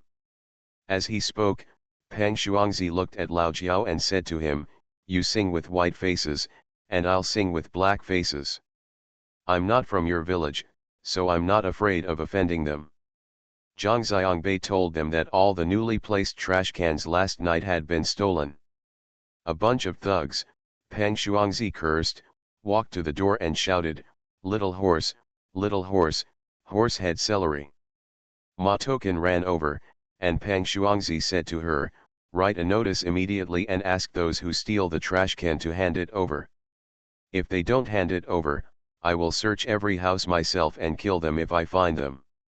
Do you want to include them even if they are tortured to death?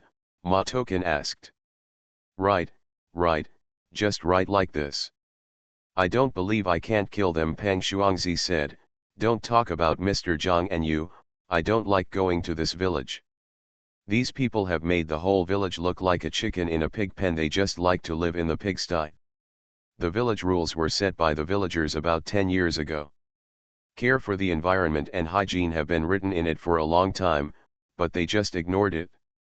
Secretary Pang, this doesn't seem good, does it? Ma Token said. What's wrong? Peng Shuangzi asked. I mean, let's put them in the notice. If someone takes a picture of the notice and posts it online, our village will become famous immediately. Those people on the internet, no matter what they do, they only read what we wrote. What? Ma Token said. Peng Shuangzi was stunned, looked at the other people, and said with a smile, don't tell me, this is really going to happen. Xiao Ma has thought carefully. We don't dare to name this. As soon as you go online, you will no longer be Peng Shuangzi, but you will soon become Peng Zheng and Dai Li Shengfeng said, and everyone else laughed. Zhang Xiangbei said, it can be stated that the trash can is a public property and no one can take it for private use. The person who took it is asked to put the trash can back to its original place before 12 o'clock at night. It's useless. Before Zhang Xiangbei could finish speaking, Peng Shuangzi immediately interrupted him with a wave of his hand and said, a bunch of unruly people, you are of no use to them because you are so gentle. Zhang Xiangbei continued, at the same time, Erpai was announced as the village's sanitation supervisor. Starting tomorrow, he will be responsible for keeping all trash cans and dumping garbage at will. Erpai? How can that be done?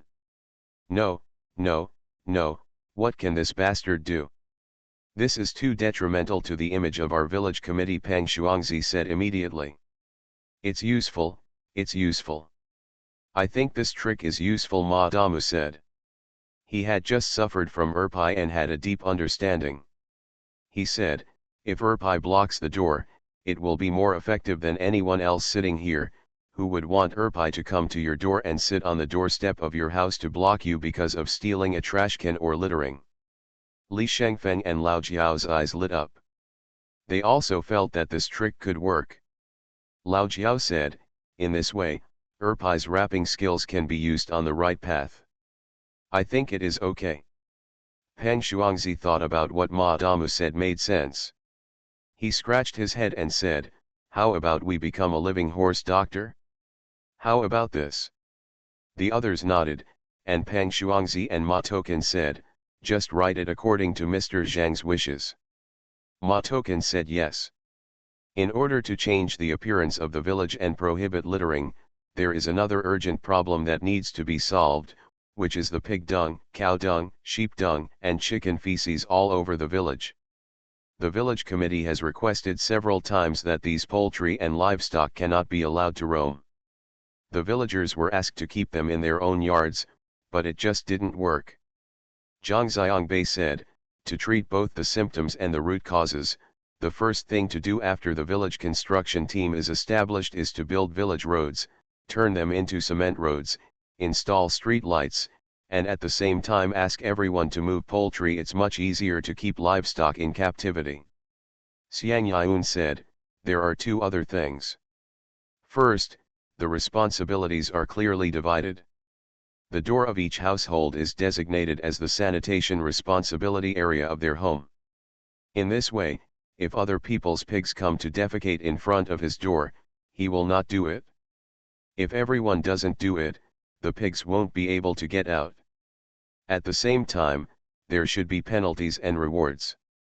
While punishing violations of township regulations and civil covenants, we can purchase these excrements in a unified manner. In our planning, we will definitely set aside a part of the land to grow organic vegetables. These excrements are harmful to our organic vegetable patch is a treasure. This is good. If you can sell it for money, everyone will be reluctant to let pigs, cows, chickens, etc., poop outside, Madamu said. Collect these excrements and where should they be piled? Lao Jiao asked. We can build 2 cement pools at the old village committee for storage, and build simple houses on top, Xiang Yun said. Okay, Peng Shuangzi turned to Li Shengfeng and asked, when will the contractor you mentioned come back? Tomorrow, Li Shengfeng said. After a few things were decided, the meeting ended and everyone set off separately. In the afternoon, Erpai tidied up the classroom next to Zhang Xiangbei's and theirs. Wearing the jeans and denim shirt Zhang Xiangbei gave him, Erpai walked up and down the corridor and the court with a high air. The pants were too long and the trousers were rolled up. After several orders, the shirt was put on, and Ma Token said it was good. This shirt made you look like a bat shirt. Ma Token found red cloth from nowhere, ran home, and used a household sewing machine to make 2 red sleeve hoops for her piki, and wrote the words sanitation duty on them with white paint. When Erpai put on Zhang Xiangbei's clothes, he felt that his image instantly became taller. He put on the red sleeve hoops and became taller again. He deliberately dangled in front of Peng Shuangzi and Zhang Xiangbei. Unfortunately, they were both busy with their own affairs and didn't even raise their heads to look at him, nor did they notice any change in him.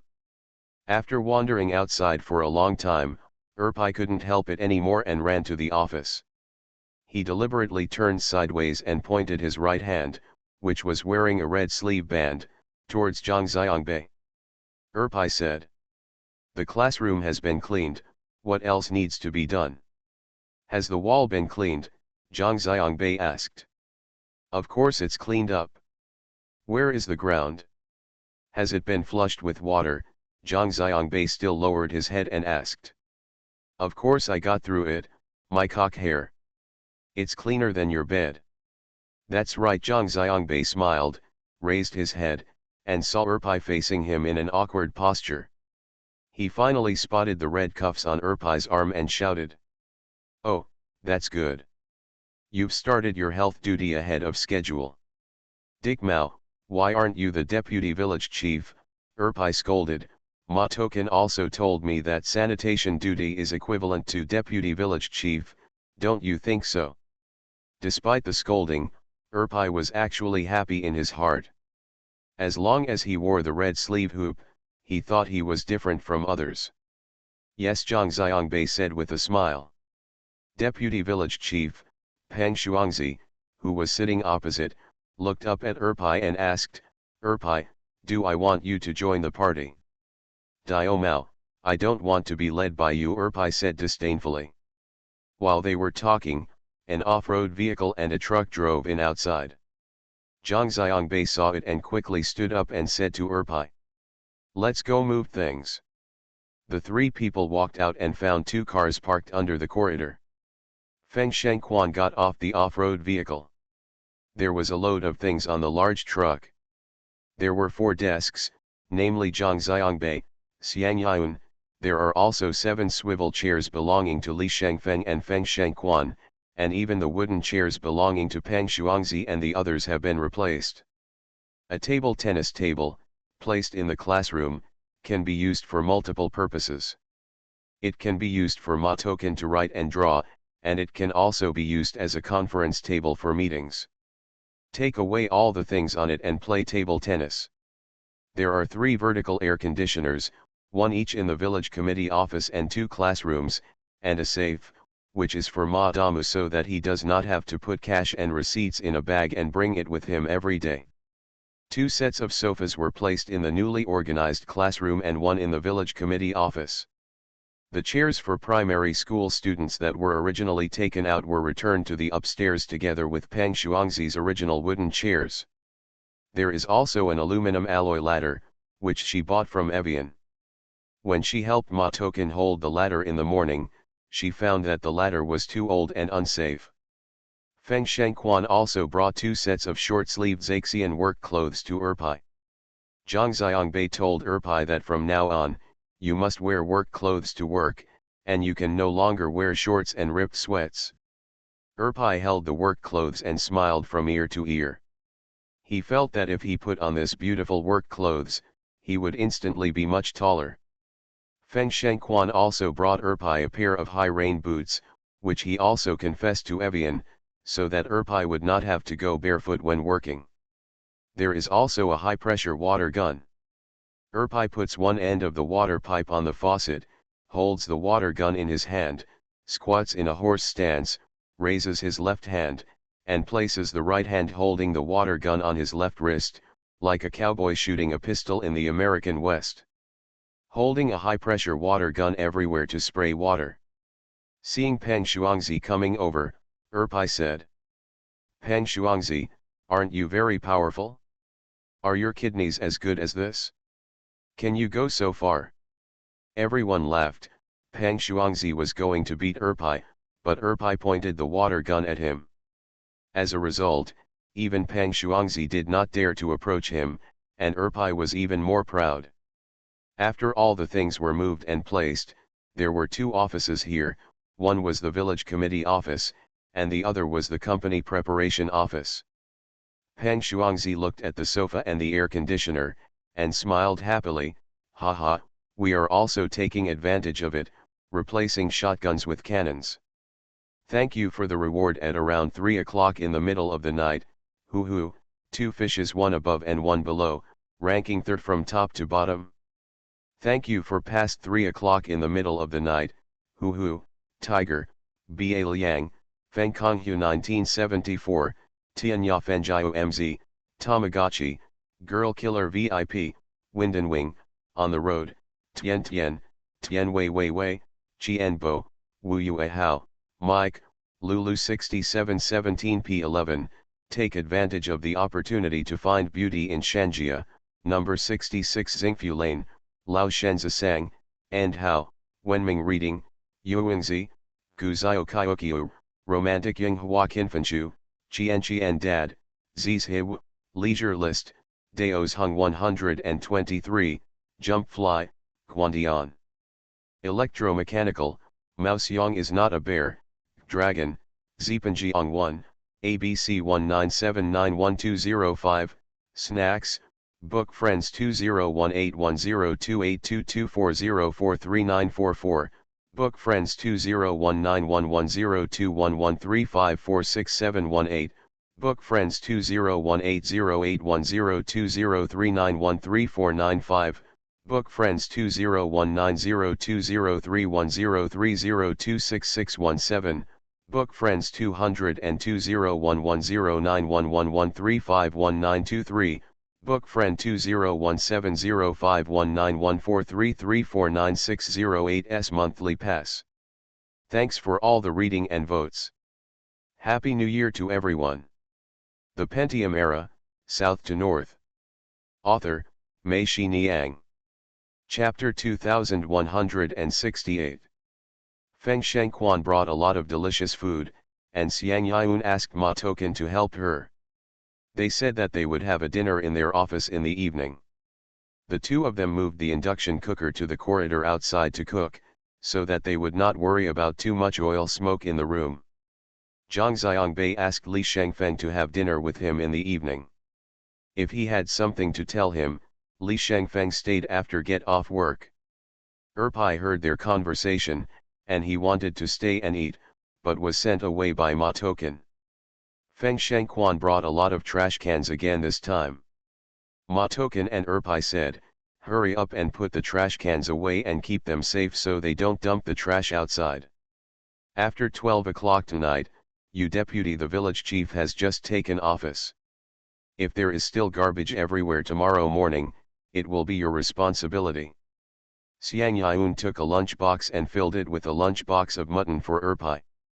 Erpai dragged the trash can away. The 5 of them ate on the tennis table in the office. At the end of the meal, Zhang Xiangbei and Li Shengfeng said, Let's go for a walk. Li Shangfeng said yes. Not long after the two people went out, they said to Evian and Feng Shengquan, I'll leave this place to you. Feng Shengquan said yes. Xiang Evian and Ma Token said, shall we go out for a walk too?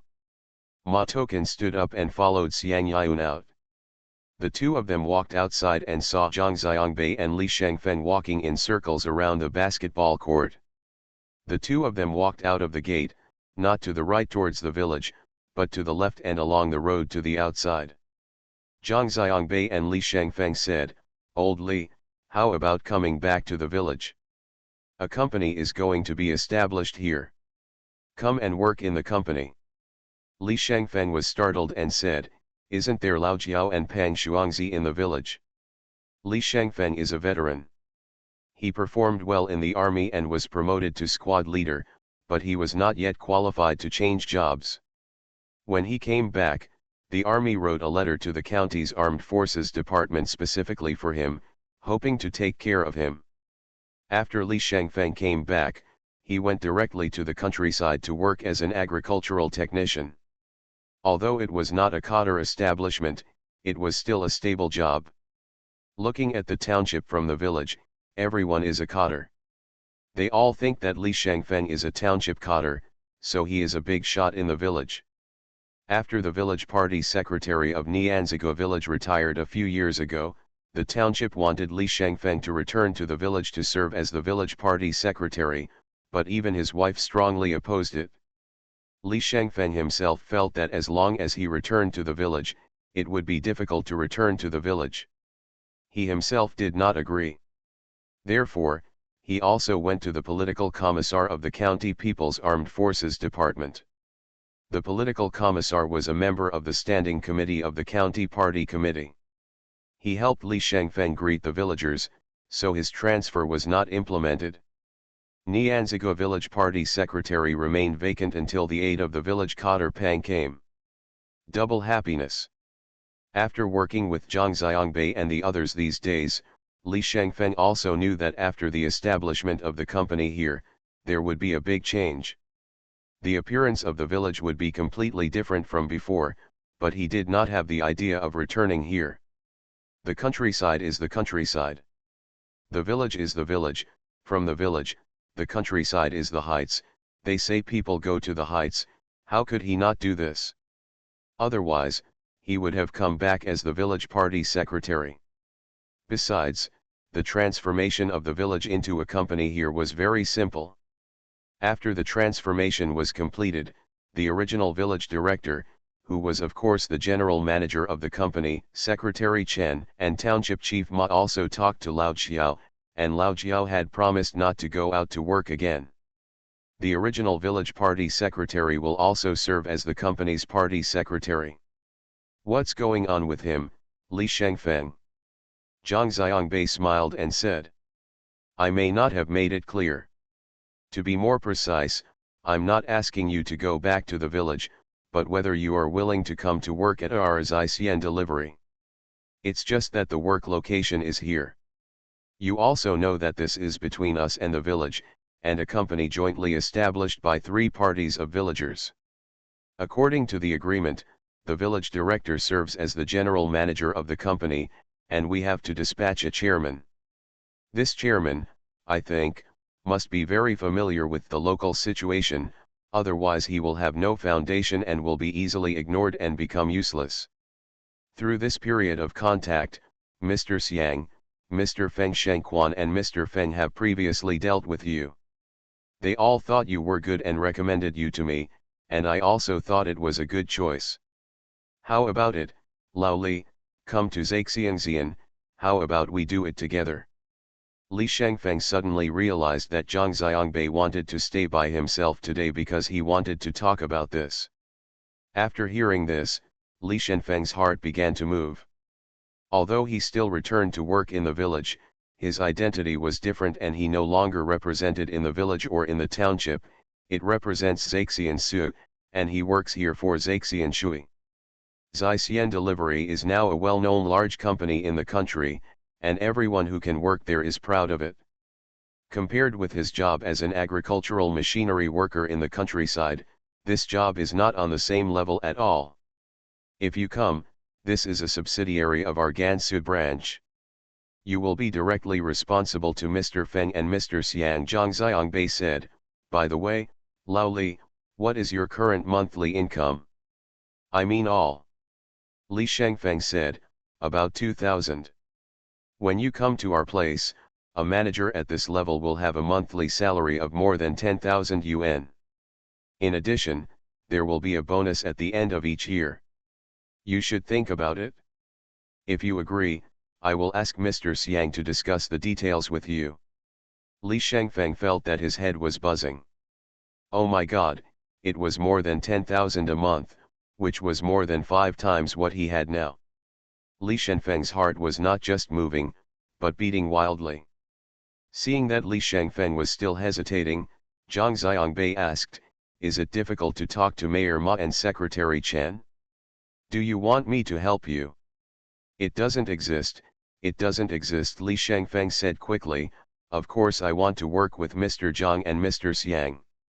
I will go back and discuss it with my wife. As long as she agrees, I will go and talk to the secretary and township head. Zhang Xiangbei said yes, if you agree to come, you should be prepared to go to the Hangzhou headquarters immediately for short-term training, and also see how our company operates. Looking at Nianzigou from Nianzigou, it is easy to blur the vision. Go to the headquarters and you will understand why many of our requirements and regulations are formulated in this way. Li Shengfeng said yes, I understand. Xiang Yun and Ma Token walked along the dirt road. The summer sun set late and the sky had not yet darkened. The rapeseed flowers on both sides of the road had only been scattered for a few days and had begun to become scattered. Make bunches of rapeseed. Xiao Ma, how much do you know about our fresh delivery? Xiang Yun asked Ma Token. Ma Token said with some embarrassment, although I don't buy groceries, I check your website every day, including the news about you on the internet. I will pay close attention to it. When you are fighting with that Daily Fresh, I'm still worried about you. Oh, what do you think of our company? Xiang Yun asked with a smile. That's great, especially for the things you do here, the people in our village are very grateful to you, Ma Token said and laughed. Why are you laughing? Xiang Yun asked. I laugh. Ma Token endured it, but still couldn't hold it back. She smiled and said to Xiang Yun. When I used to go online, I thought home delivery was very, very far away from me. But last year, when you came, you installed cameras in our house to help us. From that time on, I felt that you were not that far away from me anymore. Now, with you, and, that is, especially after seeing Mr. Zhang, I thought, oh, it turns out that he is the boss of Zai Xianshui. That's how it feels. It feels very, very close all of a sudden. The sense of distance is gone, and the sense of mystery is also gone. Will you feel disappointed? Xiang Evian asked. No, I just feel that you are all very good people. I feel that your people and what you do can match up, Ma Token said. Really, you are very good. Xiao Ma, I won't beat around the bush anymore. In that case, how about you come to our company? Xiang Yun asked. Didn't I already come? Ma Token felt strange. Mr. Zhang called me that day and asked me to come and report. Not here, I mean to come to Zaixian Delivery, or to be more precise, to come to Zaixian Delivery Ningxia, which will then become Ningxia and Gansu branches. How about you being my assistant? No way, Mr. Xiang. Ma Token opened his eyes wide and looked at Xiang Yun. What's wrong? Xiang Yun asked. How can I, a crappy guy like me, be your assistant? Ma Token asked. Xiang Yun couldn't help but chuckled and said, why are you so lame? Tell me quickly. No, Mr. Xiang, the assistants of the big bosses on TV not only have to be good looking, but they also have to be so tall, walk with a high arrogance, and wear high-heeled shoes before people get close. The sound and the smell of perfume are already there. MaleProtagonist said, smiling so hard at Yoon that she couldn't stand up straight, and cursed, "What kind of messy TV series have you watched?" MaleProtagonist felt dizzy, and she said calmly, "Isn't it like this? You have to graduate from a prestigious university. When you see a foreigner, you can burst into laughter every time you open your mouth." Siang Yoon nodded. "Mr. Jong saw that foreigners can chirp, and I saw the same as you. By the way, I forgot to tell you, I didn't go to college either, I'm just a high school graduate." "No way," this time, MaleProtagonist's eyes opened even wider. "Stop being so nagging, just do it." "Do you want to do it?" Siang Yoon asked. Go ahead, as long as you want me, I will definitely do it, 1,010,000 times, MaleProtagonist said quickly. "The place of work is not here. I will come here, but I will spend more time in Yinchuan." "Can you do that?" asked Siang Evian. "Okay, Yinchuan is not as advanced as ours, so there is no problem," MaleProtagonist said. "Do you need to go back and discuss it with your parents?" Siang Yoon asked. "No need, I can make the decision on this matter myself. Besides, if I tell them, they will be happier than me." "You don't know." "Do not know what is this? In the eyes of our people, you are just like a fairy.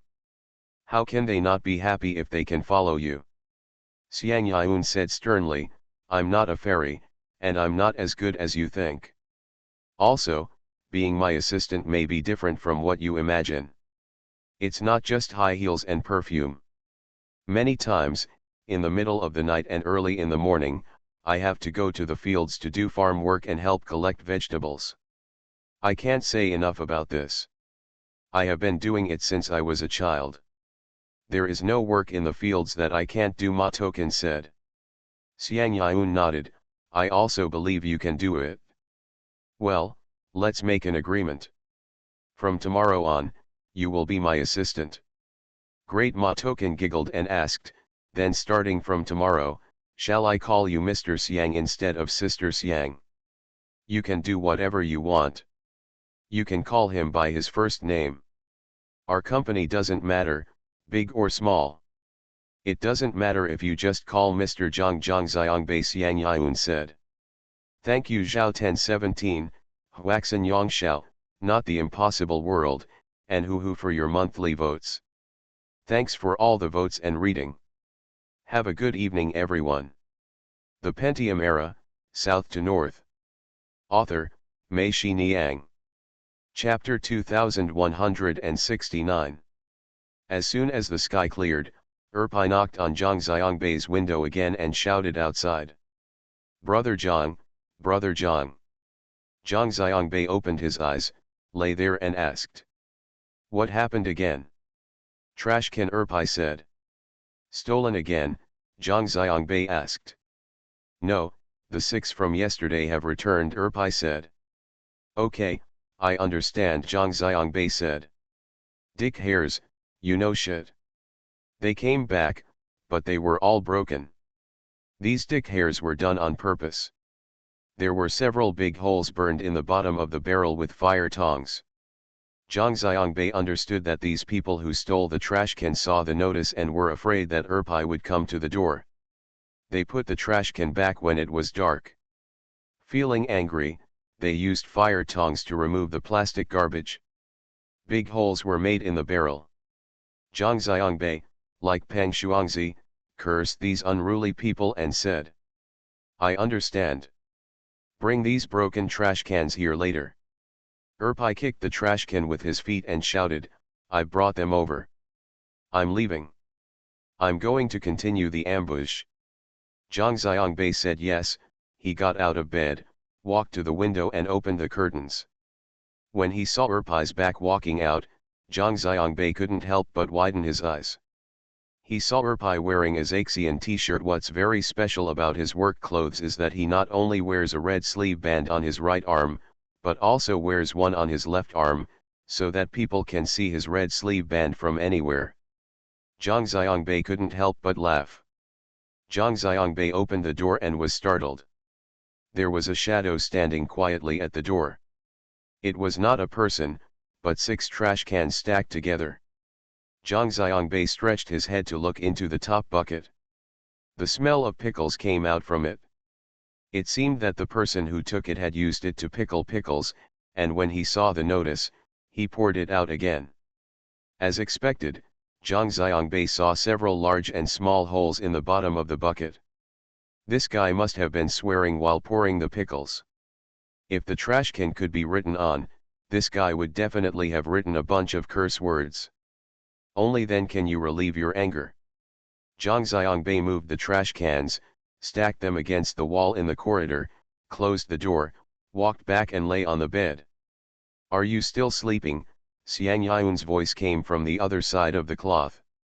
"I was woken up and couldn't sleep anymore," Zhang Xiangbei said. Xiang Yun chuckled on the other side of the cloth. Zhang Xiangbei sat up and said to Xiang Yun, "I'll go to the village to see what Erpai is doing. Say hello to Evian, remember to come back for breakfast." Zhang Xiangbei said yes. While he was talking, he had already started to get dressed. After getting dressed, he took the basin, towel, toothpaste, toothbrush, etc., and went out. He brushed his teeth in the sink, washed his face, and maybe shaved, all done. Finally, he left the wash basin in the sink and took it when he came back, and walked towards the door. Zhang Xiangbei walked to the village, and Erpai's voice found him without him having to look for him. From a long distance away, Zhang Xiangbei heard Erpai's cry. "You idiots, pour all the garbage into the trash can. Do you hear me? If anyone dumps it outside and I find it, I will pour it on your humming bed and pour it into your pot. Listen to me. Clear?" Zhang Xiangbei felt funny and angry when he heard Erpai's screams. If this was the case in ancient times, if someone was given a half-official position, Erpai would definitely be a cool official. However, Zhang Xiangbei remembered what Gu Gonghe said to himself. He said that all the cruel officials in history have done a lot of things and contributed a lot to the country and society. On the contrary, it is the so-called wise ministers who only do good to you and me in their lives. Hello everyone, I have a good reputation, but my political performance is actually lackluster. In our country, if you want to do something, you will definitely offend others, or you will do nothing. Zhang Xiangbei felt that if you asked Lao Jiao to take care of the matter of taking out the trash, he would definitely not be able to take care of it. Even if others threw the trash outside the trash can in front of him, he would just say ho ho ho ho ho. Laughing, those who throw garbage into the trash can will not feel that this is what they should do, but will feel that they are giving Lao Jiao face. Zhang Xiangbei didn't want to meet Erpai face to face. As long as he met him, this guy would be extremely annoying and would keep pressing him. Zhang Xiangbei followed Erpai's voice and walked behind. He passed by the trash cans and looked at them. When there was no garbage outside the trash can, he opened the lid of the trash can and saw that there was a lot of garbage inside. Zhang Xiangbei felt very relieved. It seemed that he had achieved initial results. Zhang Xiangbei followed him for a while, and Erpai's voice suddenly stopped. Zhang Xiangbei was confused and didn't know what happened. He turned the corner in front and saw Erpai squatting in a trash can with his back to him. On the edge, Zhang Xiangbei was curious and couldn't help but quietly approached. Only then did he see that there was a pile of garbage outside the trash can, and Erpai was picking up the garbage with his hands. "What are you doing?" Zhang Xiangbei asked. Erpai turned to look at him and cursed, "I don't know which idiot still threw the garbage outside. I'm checking the garbage to see if there are any clues in it that can solve the case. I must find this person." Zhang Xiangbei laughed and said, that's right, that's right. Even if you don't find the person who threw the garbage, it can also have the effect of knocking the mountain and shaking the tiger." "What do you mean?" Erpai asked. Zhang Xiangbei left with a smile, without explaining to Erpai what it meant to knock the mountain to shake the tiger. "Dick hair, Erpai cursed at Zhang Xiangbei's back. When Zhang Xiangbei walked back to the village committee, before 7 o'clock, he saw that Li Shangfeng had already arrived and was standing under the corridor waiting for him. Last night, when Li Shangfeng came home, he told his wife what Zhang Xiangbei had told him. As soon as his wife heard about it, he started to complain, saying that it was such a good thing, why didn't you agree quickly? Do you think this position? Is it there waiting for you, and you must be invited to take office? When things like this happen, it's too late for others to fight for it, so it's better for you to still put on airs here. You are in the countryside. It sounds like you are working in the countryside, but in fact, bullshit, you are not even a cotter. What is the difference between going to Zaixiangxian? In the countryside, wages and 5 social insurances and 1 housing fund are often in arrears. Even when you go to the doctor, you don't know when the medical insurance card will be useful and when it will not be used. If you go to Zaixiangxian, people won't owe you, right? It's so big company of. Besides, your income is more than 10,000 yuan a month, and there will be bonuses at the end of the year, plus various benefits. How many times is it what you are now? With this money, we can go to the county to sell our house, and our son can go to school in the county. By the way, you are in the countryside, what will happen when you arrive in the county? Will those people in the county think highly of you as someone from the township? Will your son's future classmates think highly of you, the father of a rural agricultural technician?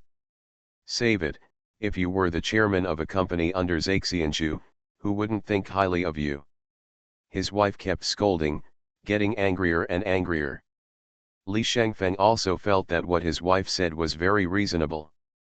Nowadays, civil servants need to take exams.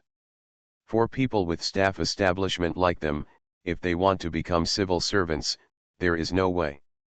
Maybe, I was an employee in the village, but now I am an employee at Zaixian, and I am also a leader among the employees. There is nothing to hesitate about. Li Shangfeng's wife urged Li Shangfeng to go back to Zhang Xiangbei immediately and said that she was willing.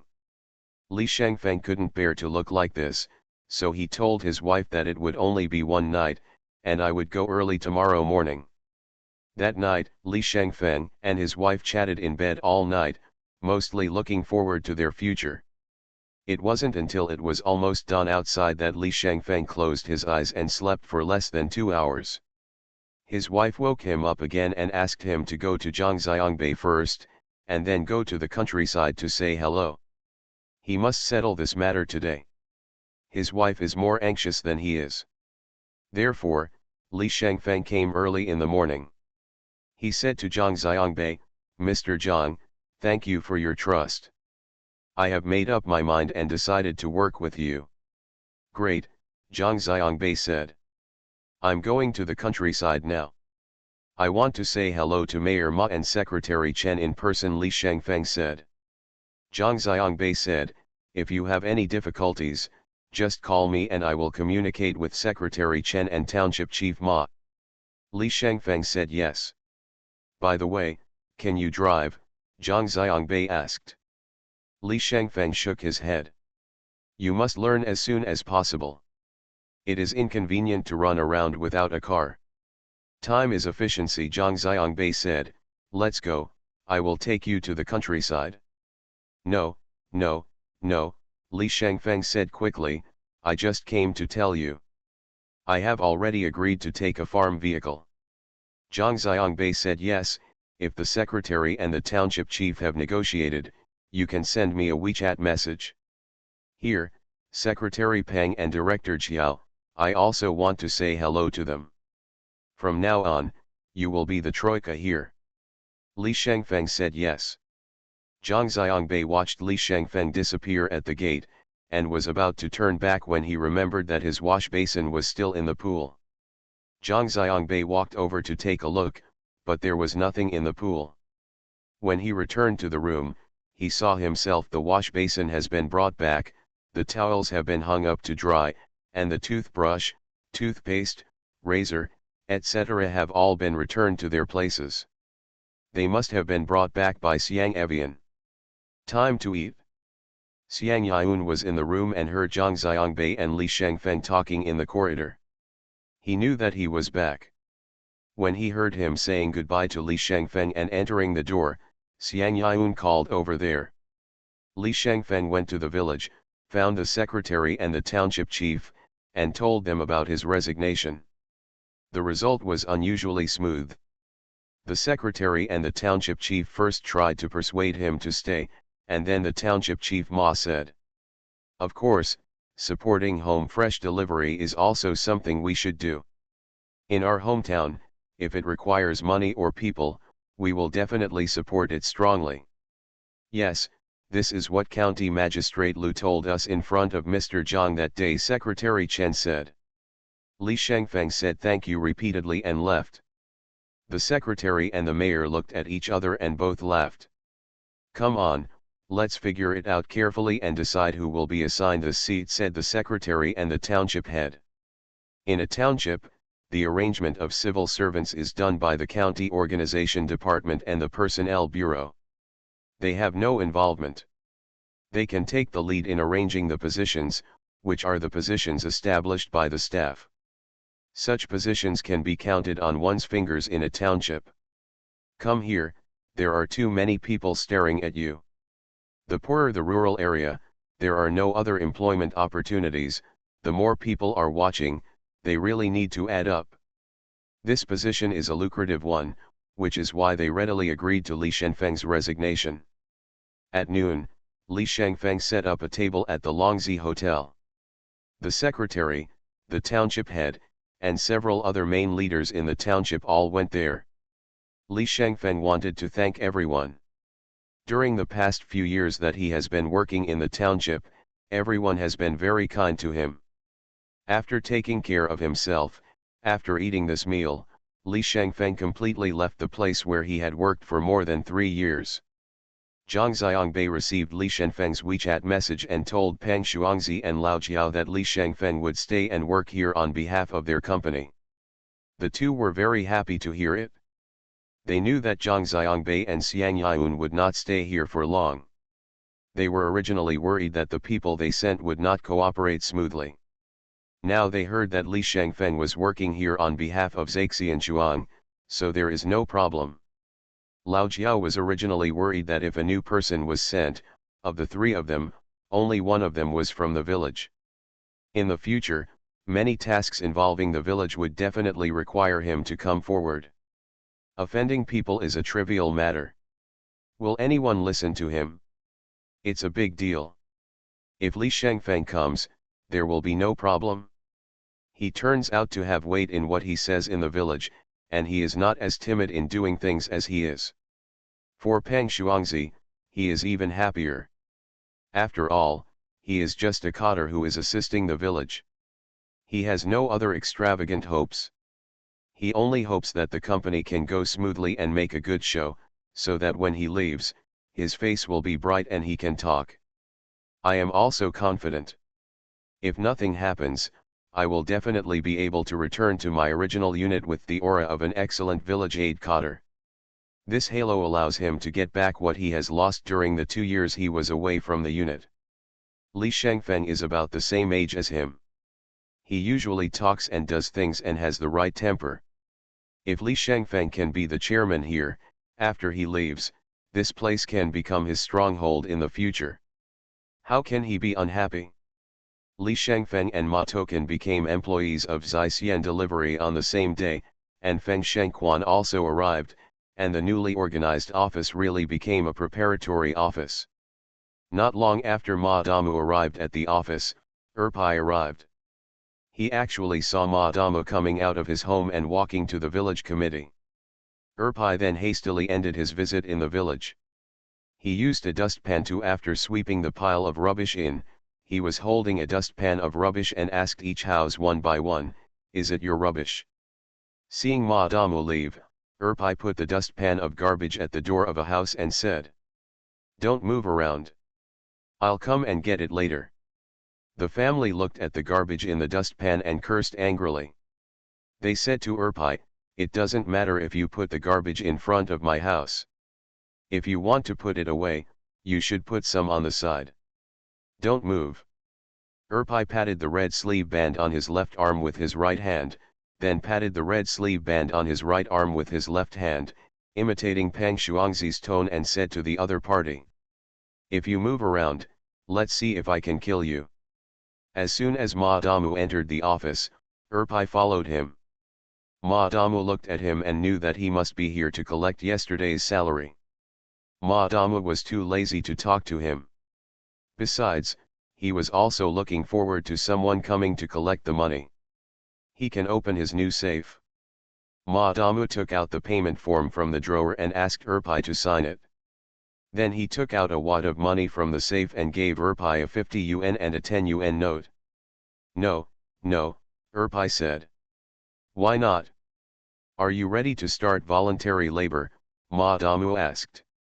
"Dick Hare," Erpai said, taking out a few crumpled pieces of money from his pocket, a total of 43 yuan. Erpai took out 40 yuan and gave it to Ma Damu, and he explained. "Give me a neat one, a red one." Ma Damu laughed, gave him a 100 yuan note, and put the 40 yuan into the pile of money. "You're so ridiculous," Erpai said. "I slapped myself in the mouth so many times yesterday that I couldn't bear to spend it. I saved the 40 yuan just to get a full one today." Peng Shuangzi came over to take a look and asked Erpai, "Then if you change it, it won't cost you anything?" "Of course," Erpai said. "Are you going to spend only these 3 yuan today?" Peng Shuangzi asked, twirling the 3 coins on the table with his fingers. "Dio Mao, you can get it on credit. I'll show this big one to Ma Damu's wife, and she'll give it to me on credit," Erpai said, and everyone in the office laughed. Ma Damu said, "I'm not afraid of you taking credit. You get your salary from me. I can deduct your salary at any time." Lao Jiao and Erpai said, "Erpai, it's easy for you to lose money when you have it. I think you are very good now. You can spend 60 yuan a day. In this way, you can save 40 yuan here at Ma Damu every day and get 2 yuan. 10 when the money you save here is needed, you can withdraw it all at once. Did you see that there is a safe here, so you are not afraid of losing it?" Erpai thought about what Lao Jiao said and felt reluctant to let go. He struggled for a long time and finally said to Ma Damu, "Ma Damu, can you give me 60 yuan every day, and then I will give you another 40 yuan. Ma Damu looked at him and said leisurely, "Of course you can't call me Ma Damu. I'm not big or small. If you call me Uncle Ma, is that okay, you dickhead?" Erpai asked. "Thanks for the tip of 2 fishes and Broken Back Mountain. Thank you to Hu Hu, De Ji Lao, Huandian Electromechanical, UN 11, Yu Dai, Ming Xin, Lao Chen Tang, Kitty Sun, Ba Liang, Love Purple, and Book Friends 160529232957,000 for your monthly votes. Thanks for all the votes and reading. I wish you all good health.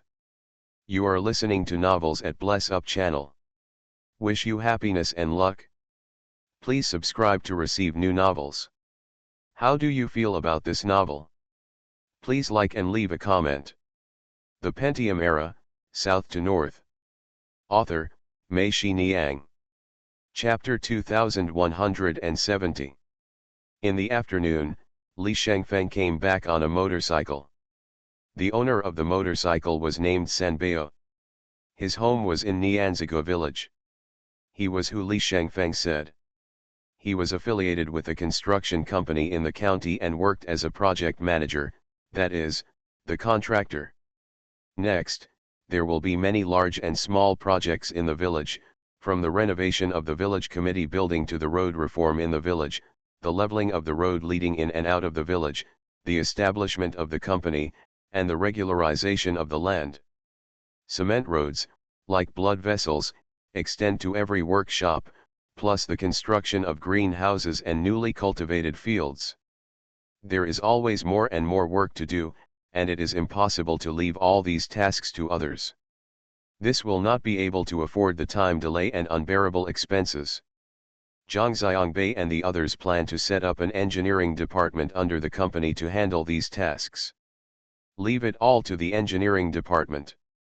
Zhang Xiangbei, Xiang Yun, Li Shengfeng, Lao Qiao and others negotiated terms with Sanbei, and Sanbei agreed to return to the village and serve as the general manager of the engineering department. The first thing the engineering department needs to do is to renovate the village committee and the roads in the village. To renovate the village committee, we will first build the building next to it with public toilets, bathrooms and canteens underneath, and dormitories and guest houses above. After all the offices have been moved there, the old buildings here will be renovated, the existing public toilets will be bulldozed, and kindergartens and nursing homes will be built. Sanbei and Zhang Xiangbei said that it will take about half a month to finish the work they are doing now, and they will not be able to come over until they are done. However, I will send 2 or 3 people back first, so that they can start some preparation work here. And the wealthy labor force in the village can also be absorbed into the engineering department. The existing people alone are definitely not enough. Zhang Xiangbei agreed that the most important thing was to make the road reform plan first and publish it so that everyone in the village knew that the road passing in front of every house would definitely have an impact on them. Sanbei reminded Zhang Xiangbei and the others. Everyone is like this. He thinks that other people's interests are expendable, and only his own interests cannot be infringed. I work in engineering and I know that road reform in the village is a good thing. No one will object, but in reality as the project progressed, all kinds of people jumped out. They would charge exorbitant prices to move a chicken coop, and they would curse heaven and earth if they demolished even a little courtyard wall. They can't help it, Peng Shuangzi said. If it doesn't work, I'll drive a bulldozer into the village myself. I don't believe they can turn the world upside down. Sanbei smiled and said, Secretary Peng, I'm not looking down on you. Go to the county and have a look. During the county's urban reconstruction, the county magistrate took the public security director to the scene with him, but they still have a headache. Zhang Xiangbei nodded. He had worked in Chongqing and had personal experience of this. The villagers signed and confirmed their participation in the shares faster than Zhang Xiangbei and the others expected. In just 3 days, all the people in the village signed the confirmation, and many people still didn't wait for them to come to the door and ran to the village committee themselves. Sign the confirmation letters, and those villagers who are out of town have their confirmation letters on their way.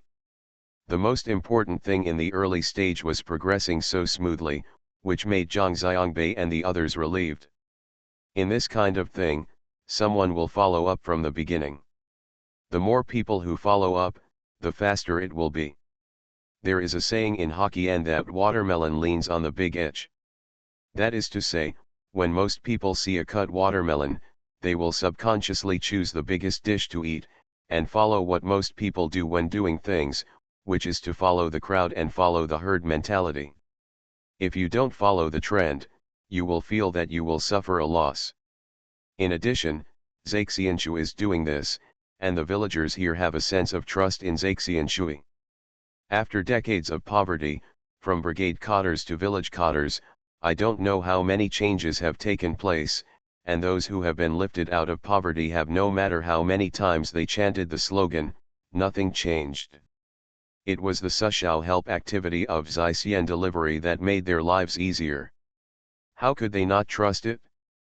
There is another point that Zhang Xiangbei and others did not expect, that is, this humble village has better connections with the outside world than Zhang Xiangbei and others imagined. The Suishivang activity allowed their products to be sold to big cities. At the same time, it also allows the villagers here to establish communication channels with the residents in big cities who help them. Through the cameras, when watching the pigs, sheep, and other products they ordered, these residents will naturally communicate with the villagers who raise them. In the eyes of the villagers, these people are their benefactors. When encountering such, if something happens, the villagers will naturally tell the beneficiary about it and ask them for help.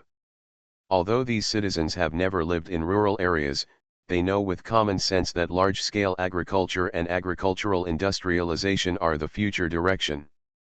They naturally agree with this, and they all become Zhang Xiangbei's fresh delivery to his family. Volunteer counselors to persuade villagers to buy shares as soon as possible. The promotional display windows at the entrance of the village committee and the village entrance have been installed. Zhang Xiangbei asked Erpai to move the 6 trash cans and place them next to the display window at the entrance of the village. He said it was a physical education for everyone to see. Such a person would do such a thing. The trash cans were placed there, and everyone looked at them. Each one was brand new, but the bottom of the trash can was broken. It was indeed a pity, and some couldn't stand it.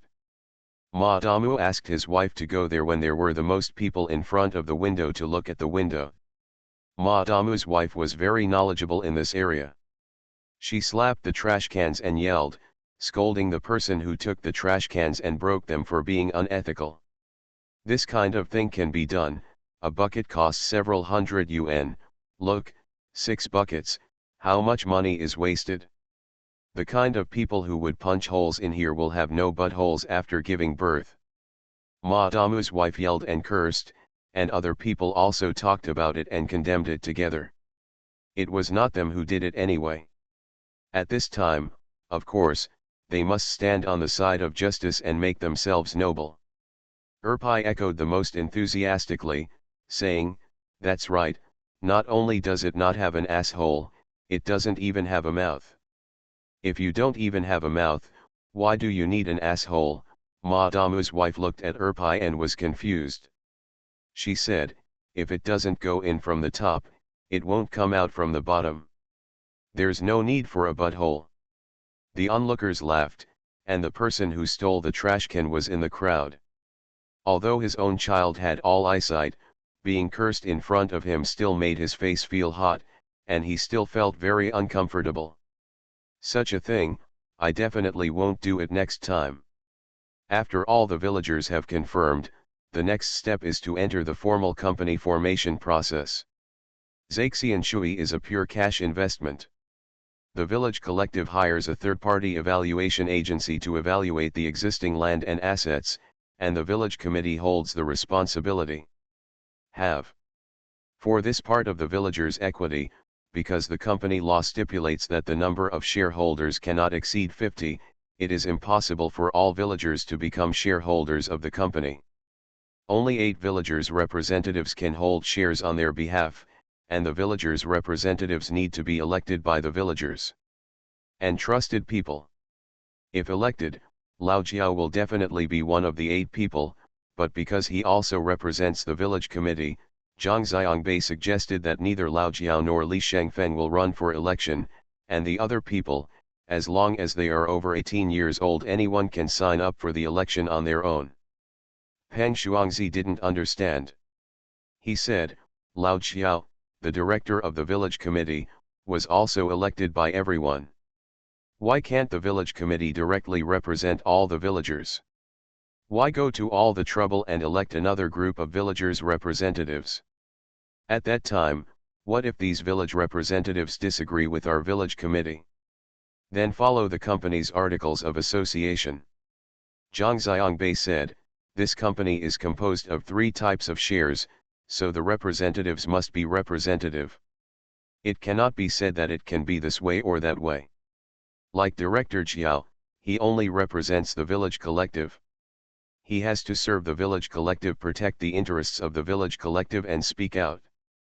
When there is a conflict between the interests of the village collective and the interests of our Zaixianshu and the villagers, he only represents the village collective. Similarly, Li Shengfeng can only represent our Zaixianshui.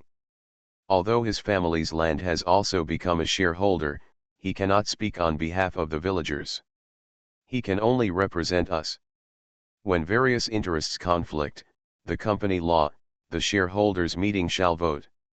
This is the meaning of establishing the shareholders' meeting and formulating the company's articles of association. This transformation of a village into a company is also a social transformation, which means the reshaping of various relationships and structures. We need to establish a more complete system and rules of procedure so that everyone can get used to learning and implementing Robert's rules of procedure. What rules are you talking about? Peng Shuangzi asked. Robert's rules of procedure, Zhang Xiangbei said. Robert is an American general and graduated from West Point Military Academy. No, Mr. Zhang, we have to listen to an American general about matters in our mountains and valleys, Peng Shuangzi asked in confusion. Zhang Xiangbei said with a smile, Robert is not because of his military talents, but because of the book Rules of Procedure he wrote. After this book came out in 1876, its influence expanded rapidly. It is widely accepted as the rules of procedure and organizational regulations for various meetings and organizational structures. Now, everyone from the United Nations and parliaments of various countries to a listed company or an entrepreneurial team is formulating their procedures in accordance with Robert's rules of procedure, including many provisions of the company law, and they have also absorbed the essence of Robert's rules of procedure. It's so powerful, why haven't I heard of it? What is this? Peng Shuangzi asked. It's a very thick book. The revised version in 1915 is the most important version. It has more than 600 pages in English. I don't know if there is a Chinese translation. I have these 600 pages in the Yale Library. After reading all the books, in our Department of Economics, Robert's Rules of Procedure is also a must-read, because only after reading this book will you have an understanding of the origin and structure of various organizational types. There is no economic or social organization that does not hold meetings, right? Even a small village committee will often be called to attend various meetings, and it also has to organize various meetings itself. It can be said that meetings are the cornerstone of every organization's existence. That's right, Peng Shuangzi said with a smile. Don't talk about other things. The two sessions and the party congress are even said in the newspapers to be major events in our political life. The same is true for a company, so if your company's major matters change, the Industrial and Commercial Bureau will require you to issue a shareholders' meeting resolution. The company also relies on meetings to exist, Zhang Xiangbei said.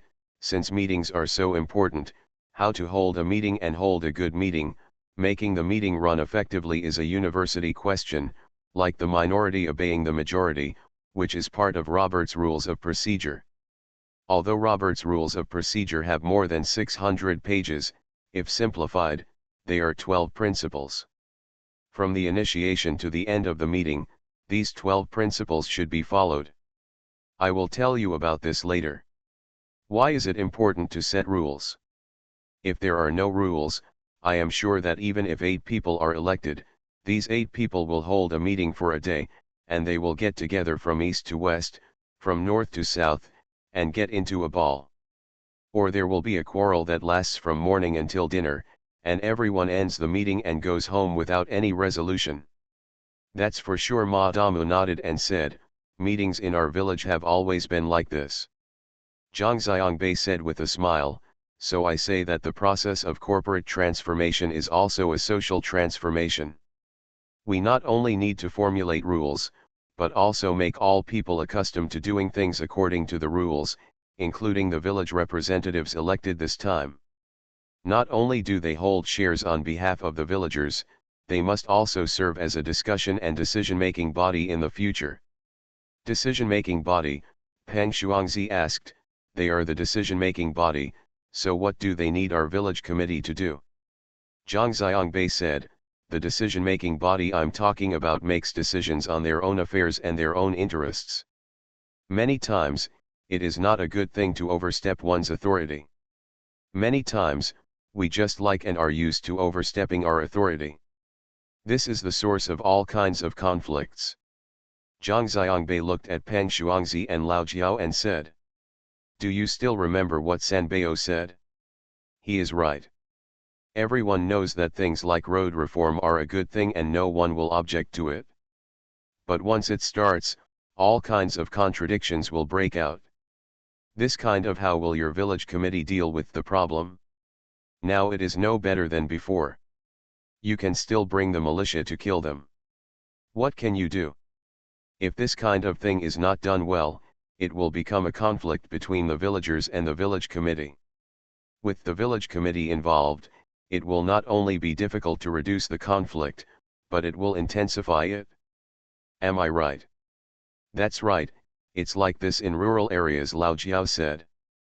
But think about it, if there is a village representative organization elected by the villagers themselves, and it formulates strict rules of procedure, and they make decisions based on the rules of procedure, which places should be demolished and which places should be diverted, then those who don't agree to the changes will he is going against all the villagers, but your village committee can stay out of it, right? Zhang Xiangbei asked. Peng Shuangzi and Lao Jiao both laughed. Peng Shuangzi said, "That's dog eating dog." The words are ugly, but they are right. Zhang Xiangbei said, to be more precise, if villagers have conflicts with their elected village representatives, it is not dog bites dog, but the tail bites dog. At this time, your village committee he will appear as an arbiter and can determine right and wrong according to the rules of procedure and organizational rules. The villagers will probably only accept it. This is what I mean by letting everyone get used to the rules of procedure. In Robert's rules of procedure, there are principles of fully expressing opinions, principles of debate, and principles of final ruling. Let people fully express their opinions and positions, and then fully only through debate and resolution formed on this basis can we truly achieve the result of convincing people with reason. Not allowing people to speak, or allowing only your family to speak, is never the best way to resolve conflicts. The best you can do is bury the conflicts and not see them on the surface. But in the end, if they accumulate for a long time, they will still explode. Peng Shuangzi looked at Lao Jiao and said, "This sounds very new, but it's not that new and complicated. Or, let's try what Mr. Zhang said. Try the social transformation that Mr. Zhang said." Lao Jiao said yes. Thank you Sichuan Forest, Brokeback Mountain, and 2 fish for the reward. Thank you to Chuanlin, Fantasy in the Wind, Lao Dibao Ei, Romantic Sakura Chin Fanju, Wu Yue Hao, Kingbo, Husansi, Zipanjiang 1, Pai Wuzun, Yunlong Frogfish, and Hu for your monthly votes. Thanks for all the votes and reading. I wish you all good health. The Pentium Era, South to North. Author, Mei Shi Niang. Chapter 2171. The work of selecting village representatives began immediately. Zhang Xiangbei formulated a detailed process and announced the process and precautions in the publicity window in advance. He also provided a consultation telephone number. Villagers who did not understand could call them directly. Consult. The first step in selecting village representatives is for villagers to nominate themselves. All villagers in the village who are over 18 years old and live in the village for more than 200 days a year can nominate themselves. Unlike the election of village committee director, Lao Jiao can be elected even if he is as far away as Shenzhen. Villager representatives must be in the village all year round. The reason given by Zhang Xiangbei is that after the election of village representatives, the committee composed of village representatives is a deliberation body and a decision-making body. It must promptly and fully discuss all events in the village, and form resolutions and major matters. They also need to exercise consent or veto power on behalf of the villagers at the company's shareholders meeting. If a person is not even in the village, he does not understand the actual situation, and he has no way to participate in the discussion, then such a village representative is likely to become a mere formality, and is not representative at all in reality, and cannot participate in decision-making. Everyone thinks that the reason given by Zhang Xiangbei is sufficient. Those villagers who are outside are not deprived of the right to participate in the election. Their family members in the village can still participate in self-nomination. The village representatives are replaced every 2 years. Each time, the bottom 4 elected by the villagers' vote are replaced, not all 8, unless there is a major mistake or fraud in the village representative committee, and more than 10% of the villagers file a complaint. If more than 50% of the villagers vote to remove the entire committee, 8 representatives will be replaced collectively. The purpose of this is to give village representatives a warning that if you don't work hard, you will fall behind in the evaluation. Once you fall behind to the bottom 4, you will be in danger of being replaced. The reason why all 8 members are not replaced at the same time is to ensure the stability and continuity of the village representative committee. All 8 members are replaced. The newly replaced people are likely to not understand the previous resolutions and have no understanding of the situation in the village. Understand, and end up making wrong decisions or delaying the agenda. Village representatives can be re-elected. A representative who is deeply trusted by the villagers will eventually become a senior representative. Senior representatives are wealth and a great honor for the villagers who participate in the election. After the self-recommendation of the village representatives, MaleProtagonist printed out a list. When voting, voters only need to put a square root in the box behind the name of their favorite person to recommend him as a village representative. After the voting, a public vote counting will be conducted. After the voting is completed, the top 8 will be elected as village representatives based on the number of votes they received. The voting rules stipulate that every ballot with less square root s, more square root s, or square root s outside the box is considered a waste vote, and the number of votes cannot be counted. The correct votes must be no more, no less, exactly 8.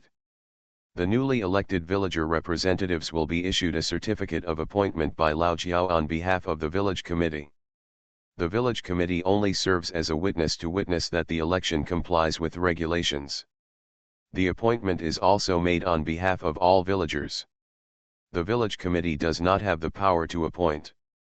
This time, the villagers' shares were taken on a family basis and each family's land contract rights were used as a shareholding unit. Therefore, the voters were also based on a household unit. There were 582 households in the village, so there were 582 votes. 1 ticket per household. For those villagers who are not in the village, their immediate family members can collect the ballots and vote on their behalf. The ballots are anonymous. Like Zhou Yan and her family, if the whole family is not in the village, they can vote by proxy, but they must send back the power of attorney just like signing a share purchase confirmation, and there must be a video when signing the power of attorney. People who self-recommend themselves to be elected as village representatives are allowed to use all occasions to canvass votes for themselves, but they are not allowed to treat guests or give gifts. Once discovered, their self-recommendation qualifications will be immediately disqualified. For each general election, more than 80% of the 582 households must participate in the actual number of voters. The general election meeting will be valid. After voting, the valid votes must be 8% of the votes cast on that day. 10 or more, the results of this vote will meet the requirements. Zhang Xiangbei gave this article a name, called the 8-8 clause, which means that the election results must comply with 2 8s to be a valid result. The villagers self-recommended for 3 days. After the end of the list was announced for 3 days, and then a voting event was held on the basketball court in front of the village committee members. This time, a total of 33 villagers proposed themselves to be elected village representatives, including Ma Damu's wife and Erpai. Ma Damu's wife recommended herself to run for the village representative election because of Ma Damu's calculations. He felt that no matter whether the village representative committee was useful or not, having his own people in it would only have advantages and no disadvantages, so he tried his best to encourage his wife to run for election. Erpai's registration was inspired by MaleProtagonist. After MaleProtagonist printed out the villager's self-recommendation form, he saw Erpai wandering in. MaleProtagonist waved to him and said, "Come here, gangster, I will test you. The time has come." Erpai walked over and asked, "Do you have the money to get it?" "What the hell," MaleProtagonist said, "if you want to elect a village representative, do you have the guts to nominate yourself?" Mr. Zhang said it was an 88 clause. "I will give you an 88 clause. If you get more than 8 votes, I will lose." "What are you betting on?" Erpai asked. Bet, this way, the loser will go to Ma Damu's agency store and buy the winner 50 yuan of anything, Ma Token said. Dio Mao, you said I wouldn't get more than 8 votes, but I didn't say it myself. I'm not going to be fooled, Erpai said. Ma Token was full of confidence. He felt that Erpai, a guy who was disliked by everyone, let alone 8 votes. God would be happy if he could get the second vote besides himself. Ma Token said. Okay, if you get more than 8 votes, I'll buy you something worth 50 yuan, Ma Token said. Of course Erpai did this kind of job of making money without losing money. He immediately filled out the self-recommendation form and ran next door to hand it to Lao Jiao. Lao Jiao was very happy when he saw Erpai's registration form. He said to Erpai, "That's right, Erpai. I've thought about doing something good for everyone. I believe you can do it well. I will vote for you." Erpai said, "Thank you, uncle," but he was cursing in his heart, "Dai Mao, I have done such a good thing for them, I just want Ma Token to pay 50 yuan. Erpai knew that if old Uncle Jiao said he would vote for him, he would definitely vote for him. In this way, plus his own vote, there would be 2 votes. This ignited Erpai's hope. As long as he got 6 more votes, the 50 you can get it for just $1. But where to get these 6 votes? Erpai looked at the office. Peng Shuangzi was not from the village. He had no votes. Even if he had votes, he would not vote for him. Ma Damu, a dickhead, must have voted for his own wife. In that office, there are only 2 people with the right to vote. Ma Token is her mortal enemy, and she will not do such a thing that will make her lose money. There is also Li Shengfeng, who has gone to the headquarters of the Zaixianshuang group in Hangzhou to participate in training. If he is here and pesters him, there may be some hope. Erpai thought about it and couldn't help but sigh. He felt that his popularity in the village was indeed very poor.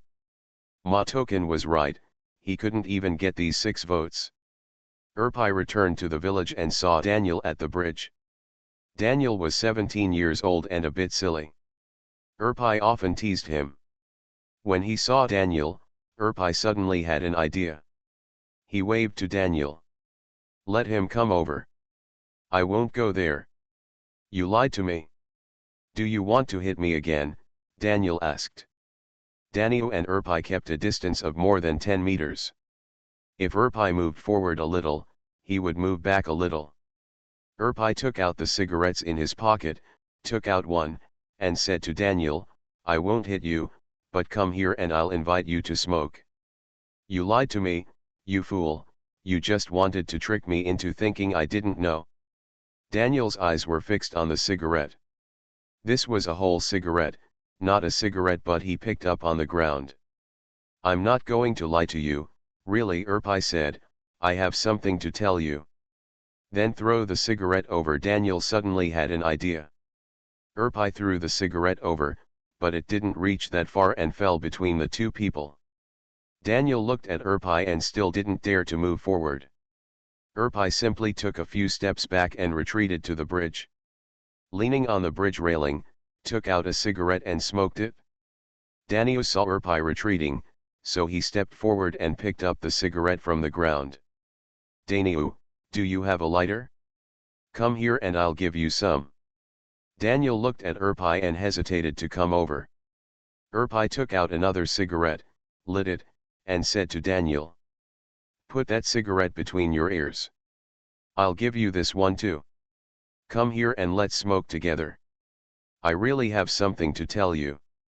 Daniel continued to hesitate, but after all he couldn't resist the temptation of cigarettes. He didn't put the one in his hand on his ear for fear of being snatched away by Erpai, but put it in his pants pocket, and then left at the risk of being beaten.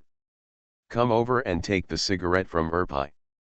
The 2 of them were leaning on the bridge railing and smoking.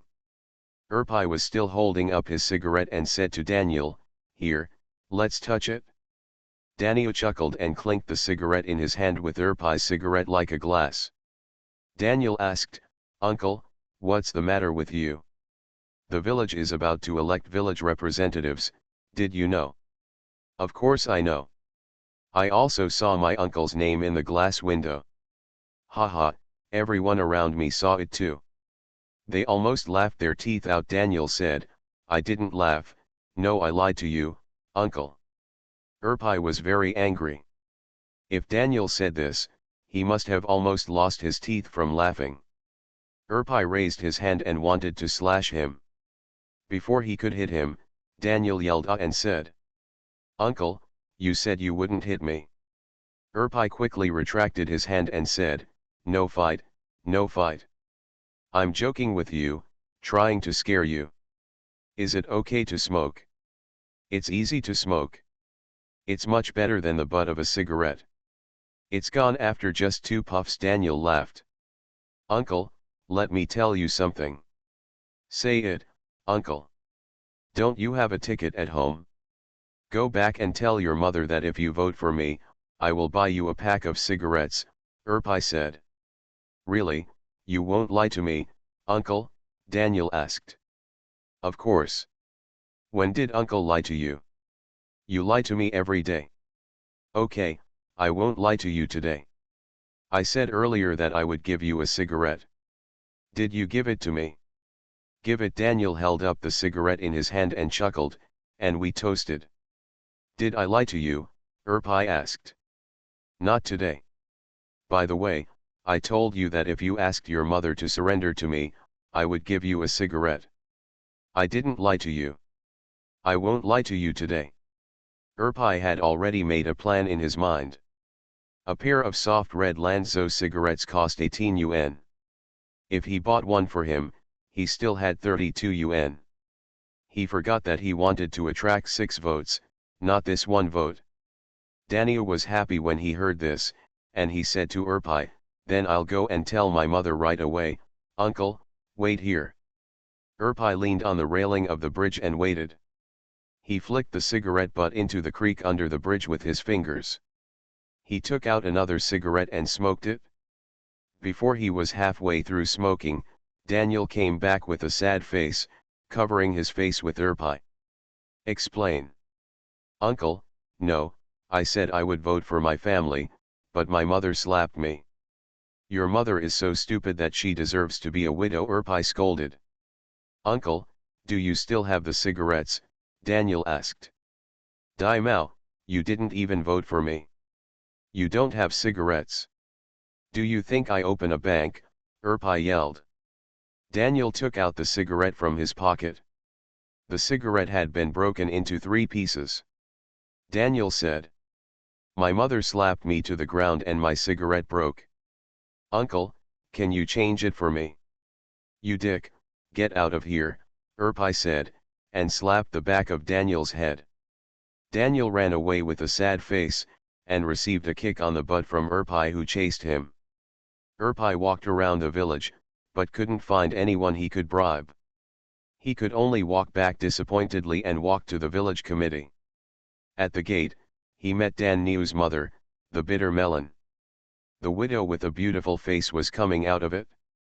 When she saw Erpai, she gave him a fierce look and left. Erpai walked to Zhang Xiangbei's office and took a look. Zhang Xiangbei and Xiang Yun were not there, only Ma Token and Feng Shengquan were there. Erpai asked Ma Token, where is brother Zhang? The village committee is discussing how to criticize you, Ma Token said with a smile. You idiot, Erpai cursed and walked out.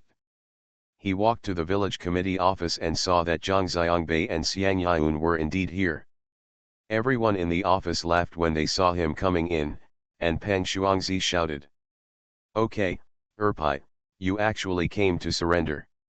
If you didn't come, I was about to send militiamen to tie you back. Dio Mao, tie me to your house to accompany your wife, Erpai said disdainfully. Crazy, Peng Shuangzi slammed the table and shouted, you are blatantly bribing votes, and you dare to be so arrogant. Do you know that bribing votes will lead to jail time? I will tie you to the police station and stop thinking about it. Erpai looked at Lao Xiao, and Lao Xiao nodded seriously. Erpai started to feel a little frightened. He knew it must be Daniel's incident, and he also knew what Daniel's mother was doing here, but he still said adamantly and asked. Why did I bribe the vote? You still dare to deny it?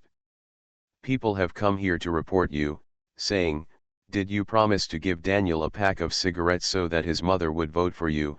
Peng Shuangzi asked. That idiot Daniel, you believe what he said? I was joking with him. He asked me for a cigarette and said he saw my name in the window, so I told him, then your family will vote, give it to me, I'll give you a soft red Lanzo. At this point, Erpai could only continue to deny it. Everyone in the office laughed, and Peng Shuangzi cursed, 18 yuan for one ticket and one soft red Lanzo ticket. This is really the cheapest ticket in history. It is also the smallest vote bribery case, Lao Jiao said from the side, and everyone laughed again. We all know that it was a joke that Erpai's name appeared on the list, so no one here took Erpai's candidacy seriously. Only then did they find out that he had been reported for bribery, and the fact was clear. I didn't take it seriously, just treating it as a continuation of the joke. Thank you for the reward of 2 fishes. Thank you Hu tribe, Yuengzi, Zipanjiang 1, Lemon Stone Spring Hodgepodge, Zongkai 727, Jinwu Lanji for your monthly votes. Thanks for all the votes and reading. I wish you all good health.